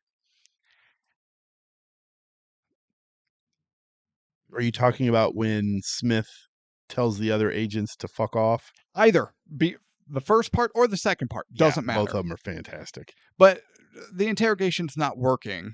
Because it's the first part where Smith hits him with the line, you know, I want to tell you about a revelation I had while trying to classify your species. And I realized that humans are not actually mammals. You see, mammals will develop a natural equilibrium with their surrounding environment, but you humans do not. You just multiply and multiply until every natural resource is consumed, and then you spread. There is another organism on this planet that does the same thing. A virus. I'm just like, oh my God! Chills. Literal chills. And he's not wrong! No. Humans are a virus. And if you can tell, I've watched this movie many, many, many times. You said 30 and I scoff at you. You're scoffed at. Do you even watch movies, bro? Bruh, you're too busy watching The Net when you should be rewatching The Matrix. I watched The Net and Johnny Mnemonic right after I watched The Matrix. when you should have just been rewatching The Matrix. So then there's the second part where Agent Smith tells the other two agents to leave, and he disconnects. He takes his earpiece out so he's not receiving constant information about what's going on. So Smith has no idea the attack is happening. And that's when he really gets in Morpheus's face. He's like, I must get free. He's from getting this- aggressive now. this We haven't really zoo. seen it before. No, he's unhinged. Yeah. It's almost like he's losing control. He's losing his composure. And this is the first time we see it. And he's just like, I must get out of here. It's the smell. If there is such a thing. I love that. I feel saturated by it. As if every inhale infected by it. And I'm just like, oh God, it's so good. They hijack a plane. Neo dodges bullets. They kill an agent. So I want to go on Helicopter. record. Let it be known. TicketPrice official. Per the movie's own words, every single man and woman, everyone who has fought an agent has died. Yes. Trinity is the first person ever to kill an agent. Oh, yeah. Dodge this. Yeah, that was so cool. She assassinated that motherfucker like he was the CEO of an insurance company. Jesus Christ. Oh, oh, I was going with she just revoked his diplomatic immunity. We're not talking about current events. It dates the episodes too poorly. Oh, that guy had a family. So did the diplomatic immunity guy. No, he didn't. You don't think he had a family? No, he wanted to make a family with his receptionist. That's true. I don't think he wanted to make a family. His only family was Vorstedt. That guy was already dead. The agent didn't check to see if he was standing on plastique. They save Morpheus. They go to escape. They find an exit. They get Morpheus out first. Trinity then feels this need to have a heart-to-heart. Seems like a bad time, really. But a homeless man had watched Morpheus escape, wigs out, which alerts the agents. And that's who Agent Smith takes over. There's no cost effect. Yeah, so Neo almost gets his ass kicked by a homeless man. No, Neo does get his ass kicked by a homeless man. So Morpheus gets out. Homeless man turns into Agent Smith. Trinity gets out. Neo goes to run and decides, no, I'm sick of you, motherfucker. And they throw down. Now we get Neo versus Smith. Now I'm torn. Which is the better fight scene? Neo Morpheus or Neo Smith? Because I have flip-flopped over the years, but as you and I are sitting here, having just watched it for the show, I think it's Neo Smith. I would agree. I think this fight scene is the best one in the movie. Yeah, you get everything. You get the bullet time. You get the punching through the pillars. Oh yeah. You know it. Yeah, this Neo gets super kicked through a newspaper stand. Yeah, this is fantastic. And they just beat the shit out of each other, and it's great. And that's what Tree's like, why is he running? What's he doing? And it's like, Morpheus, he's starting to believe. Fantastic. And then, okay, God damn it. Why, Tevis, is this fight scene so good? It feels real. Explain that. It feels like, I mean, there's actual impact. Oh, yeah. The blows are... I think they are legitimately taking some of the punches, the kicks. Yeah. And it's choreographed by, I cannot remember his name, but he was like the premier Hong Kong. I was going to say, it was actually a Hong Kong... Yeah.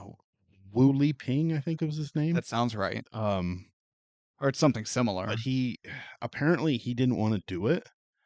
And they were like, no, we'll give you pretty much whatever you want. And he's like, okay, I want full control over the fights. I want to choreograph the fights.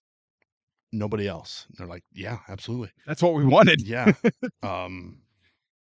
But no, it's different. It's not the same old bullshit that you've seen time and time again. It's the wire work and the very just physical. I can't explain just the rawness of it, but it's still beautiful to watch. Mm-hmm. The movements and the choreography is Yeah. fucking beautiful. May I bring up something you failed to mention? Yeah. Your inadequate human cerebrum failed to derive the answer I was looking for. Okay.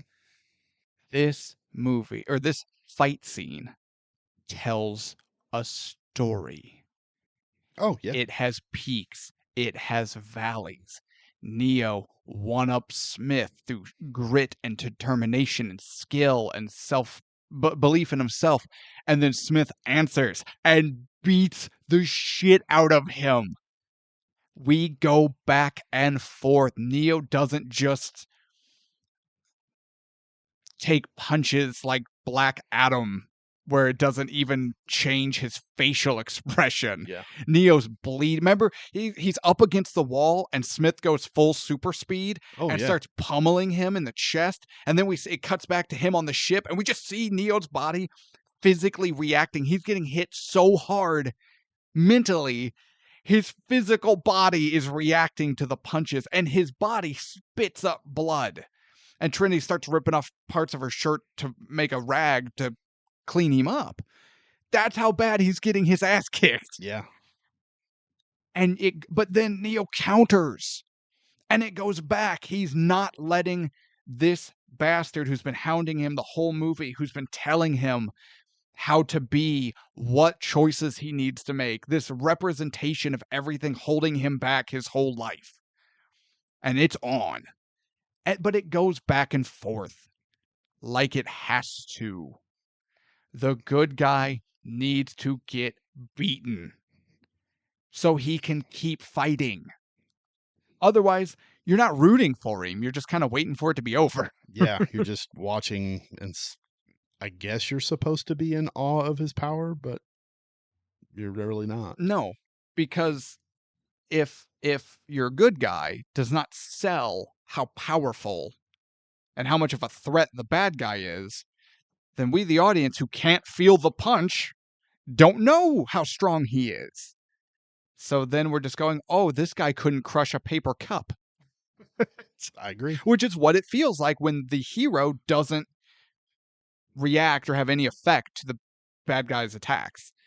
So Smith beats him down, gets him onto the train tracks, because a subway train's coming, and just holds him up, has him on the ground, lifts his head up by his hair, and he's like, you hear that, Mr. Anderson? That's the sound of inevitability. It's the sound of your death.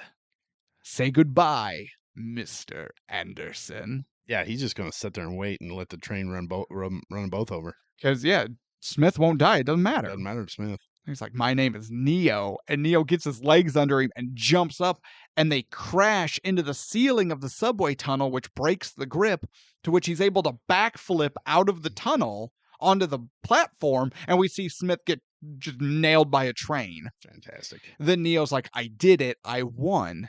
It took everything he had, but he did it. And then the train brakes screech to a halt, and fresh as a daisy, Agent Smith walks out. And his Neo, glasses and everything, he looks brand new, hot off the press. And Neo realizes, I can't do that twice. Time to run. But we believe him. We believe he's a badass who beat Agent Smith, and that was a monumental feat. Oh, God, he's got to do it. Well, he can't do it again. And we don't blame him for not being able to do it. Yeah, no. We watched him. That's like, man, Rocky, hell of a fighter. He took Apollo to the limit. Absolutely. Then if Apollo magically healed, and they were like, all right, we're starting the second fight, but Rocky was still beat to shit. Yeah. You're like, well, that's not fair. Yeah. Rocky shouldn't have to put up with this crap. Same feeling. Yeah, he just beats Apollo, and it's like, oh, next up, Clubber Lang. Yeah, in walks fresh as a daisy, Clubber Lang, and going, no, here comes Ivan Drago. And you're just like, get out of here. So he runs. And we get a cool chase scene, and I like because they're incorporating the agents taking over different people as he's running. The old Asian lady who turns into an agent and throws the knife at him in the apartment is my favorite. Then there's the little girl whose mom gets taken over. She's scarred for life. Well, no, because that was undoubtedly deleted. Actually, she might have just ended up being... They might have just pulled the plug on her. I'm not really sure what happened. God. Neo's looking for an escape. He finally reaches one. He makes it, where Agent Smith is waiting inside the room. Neo crashes through the door. There's Smith, draws his gun, and just shoots him. And then continues to shoot him. I think he unloads his clip. Yeah. And he has a Desert Eagle? Sure. Large handgun. We're American. We're supposed to know this stuff. Empties that entire thing into him. Neo dies. We're cut back to the real world. Neo's dead. Yes. But Trinity's like, you can't be dead because the Oracle said I would fall in love with the one and I love you. And I'm like, this is hokey. Yeah. I don't like this. Yeah. But now Jesus returns. Stronger than ever. And that's when Neo stands up and all the agents are like, what the hell? And they all shoot at him. And he just holds his hand because now Neo sees in code. He's beyond the Matrix. And he just stops the bullets in midair where they are because they're not actually there. I love when Smith comes running up to him and is starting to fight with him. Mm-hmm. And he's just casually throwing up blocks. Yeah. Neo is. It's so cool. Smith begins giving it his all, which we know is a substantial amount. Yeah. And we see Neo blocking, but now he's realizing he's so fast and he's so strong. He stands to the side and then just starts blocking everything with one arm and one hand. Just, not even looking, just plap, plap, plap, plap. And then counters, kicks him down the hallway, then jumps into Smith's body and destroys the code or whatever that Smith is from the inside out, causing the other agents to run like hell. Yeah, they look at each other and like, nope. We're out. Not getting paid for this. Neo answers the phone call, and the world is saved. And that's when Neo's like, I'm going to show this world what you don't want them to see. I'm going to show them, the truth. And then he flies. Superman flies away, which is also a little goofy, but... I loved it. That ending had me so pumped. Right? You are, though. You're pumped for it. Yeah, it was fantastic. All right. Did we miss anything? There's no way. We've been talking about 4 hours. I think we've hit everything. All right. Ratings. IMDb, 8.7. Okay. Fairly okay with that. Rotten Tomatoes, 83%.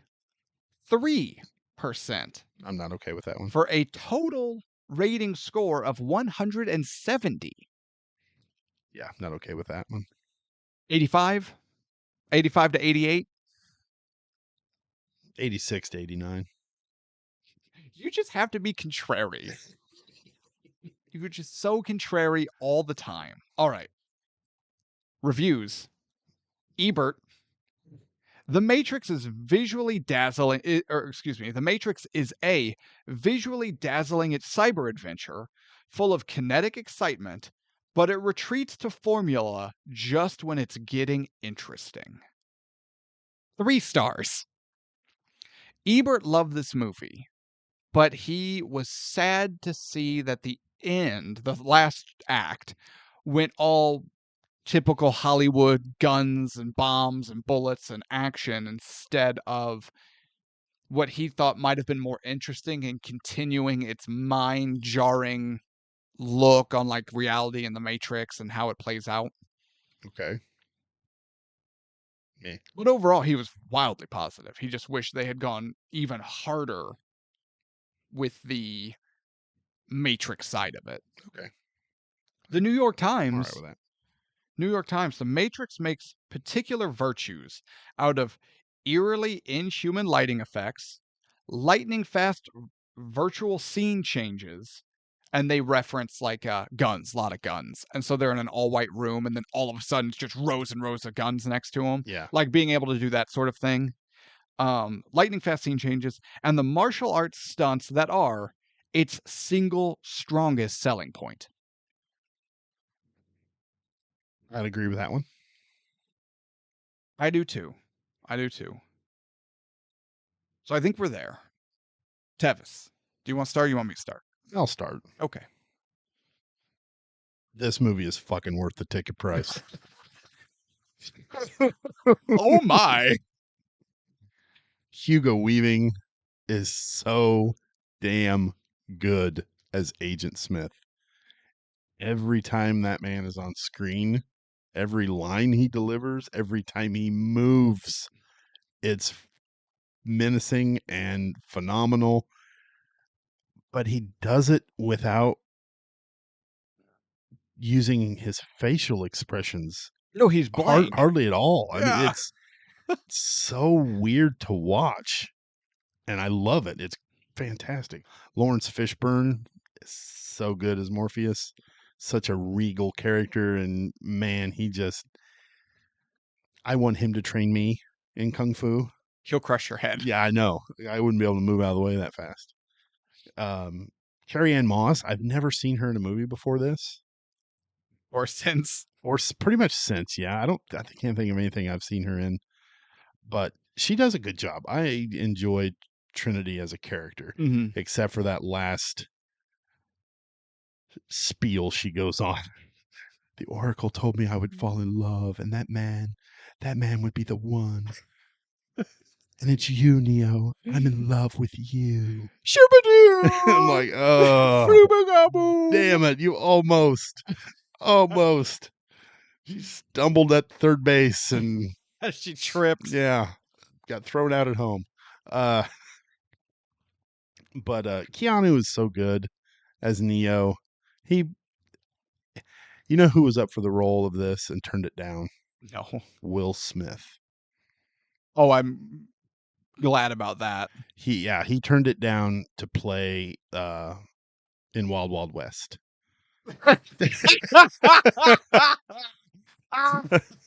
Yeah, but that's probably because they let him come up with a rap song for the movie. Exactly. They should have done that for The Matrix. Let him come up with a rap song for The Matrix. Yes, because everyone would have much rather preferred that than the Rob Zombie and Rage Against the Machine songs we get. Yeah. So no, Keanu was perfect for Neo. He had that perfect for Neo. He is perfect for Neo. He has that sense of not quite getting everything all the time.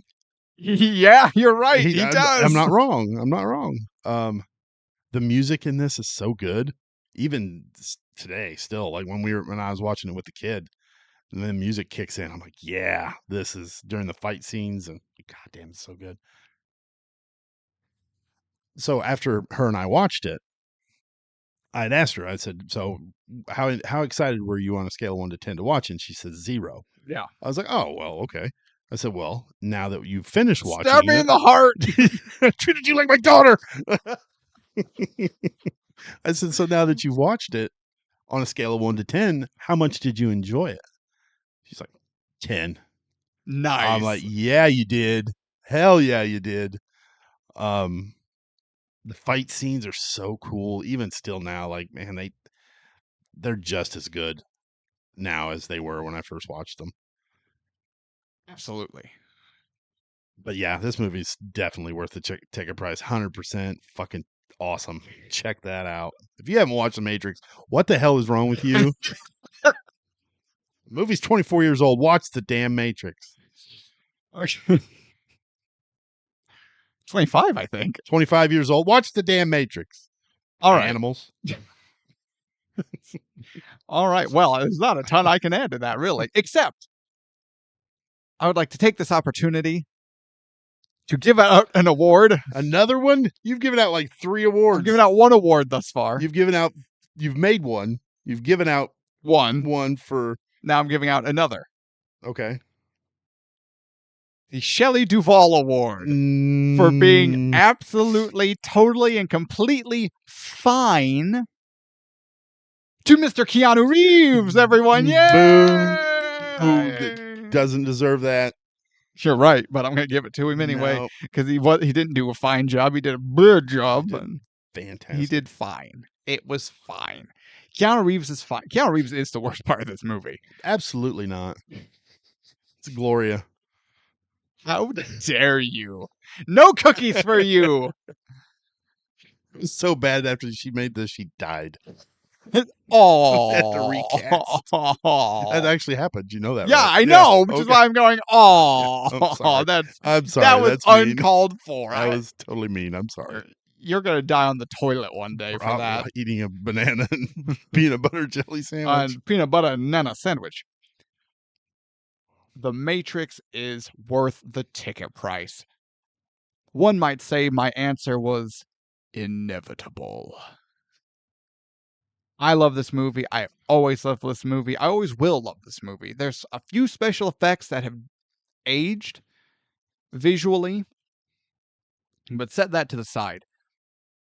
The soundtrack, the music, the lighting effects, the distortions, the story, the characters haven't aged a day, are just as potent now as they were then, and the fight scenes are better in this movie than 99% of what you watch today. Oh yeah, I agree. Explain to me how have we gone backwards? It's like when we talk about strong female characters, and I feel like we've mostly just gone backwards from like the Ellen Ripleys and what's her name from It, whose name I'm blanking on because I'm an idiot. Oh, okay. Yeah, I can't think of her name. I can't remember who everyone that we were like, no, this was a strong, believable female character, right? Trinity, good, strong, believable female character who gets a little hokey there at the end, but that wasn't her fault. She was just expressing her love for her man, I guess. I don't know. Love this movie. Worth the ticket price. Absolutely have to check it out. Keanu Reeves is fine. Fantastic. All right. Anything else, sir? No. Now, this is when we would normally go to the hat, but we will not be going to the hat this time. Because next week will be our Christmas week episode. I believe this episode comes out on Christmas Eve. I think so. So, by podcast mom request, my wife Anna has requested that we cover a Christmas movie that her and I have never seen, and she wants to watch. So she thought, well, let's just make the guys watch it for the show. Sounds fair to me. Given that she cooks us dinner, sounds fair to me. We don't say no to her requests. So we will be watching the new Christmas classic with David Harbour, Violent Night. You've never seen this? No, I have seen a trailer for it once. I went to the theater and watched this. Well, you're giving away content now, sir. So Yes, shut the I hell up. So tune in next week for our official Christmas episode, Violent Night, where David Harbour is Santa Claus, but he's not the evil Bill Goldberg Santa Claus. No, he's the kick-ass John McClane type Santa Claus. Santa Claus. I'm interested. I'm not excited. I'm interested. Okay.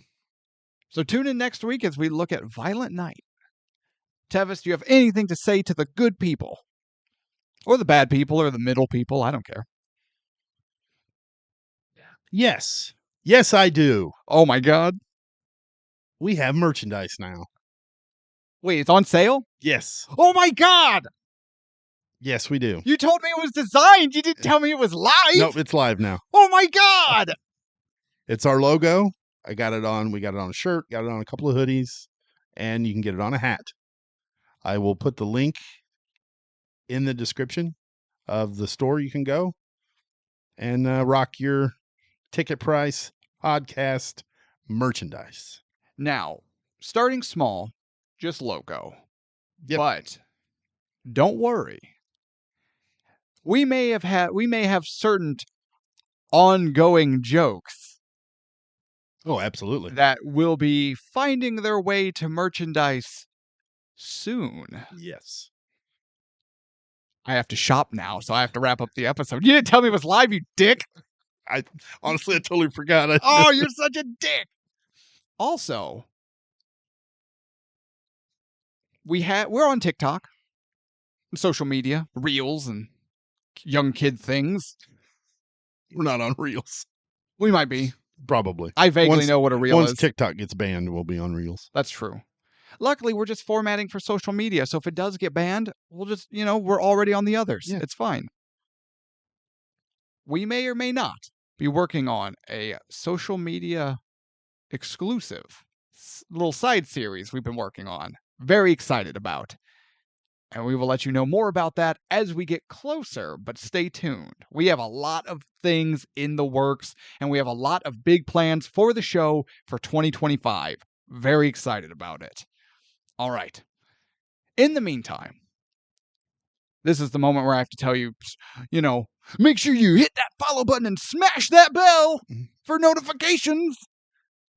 No, if you're not already, please follow the show. We love you guys. We appreciate it. Turn on those notifications so you don't miss any of our episodes or bonus episodes, because we do a lot of different content.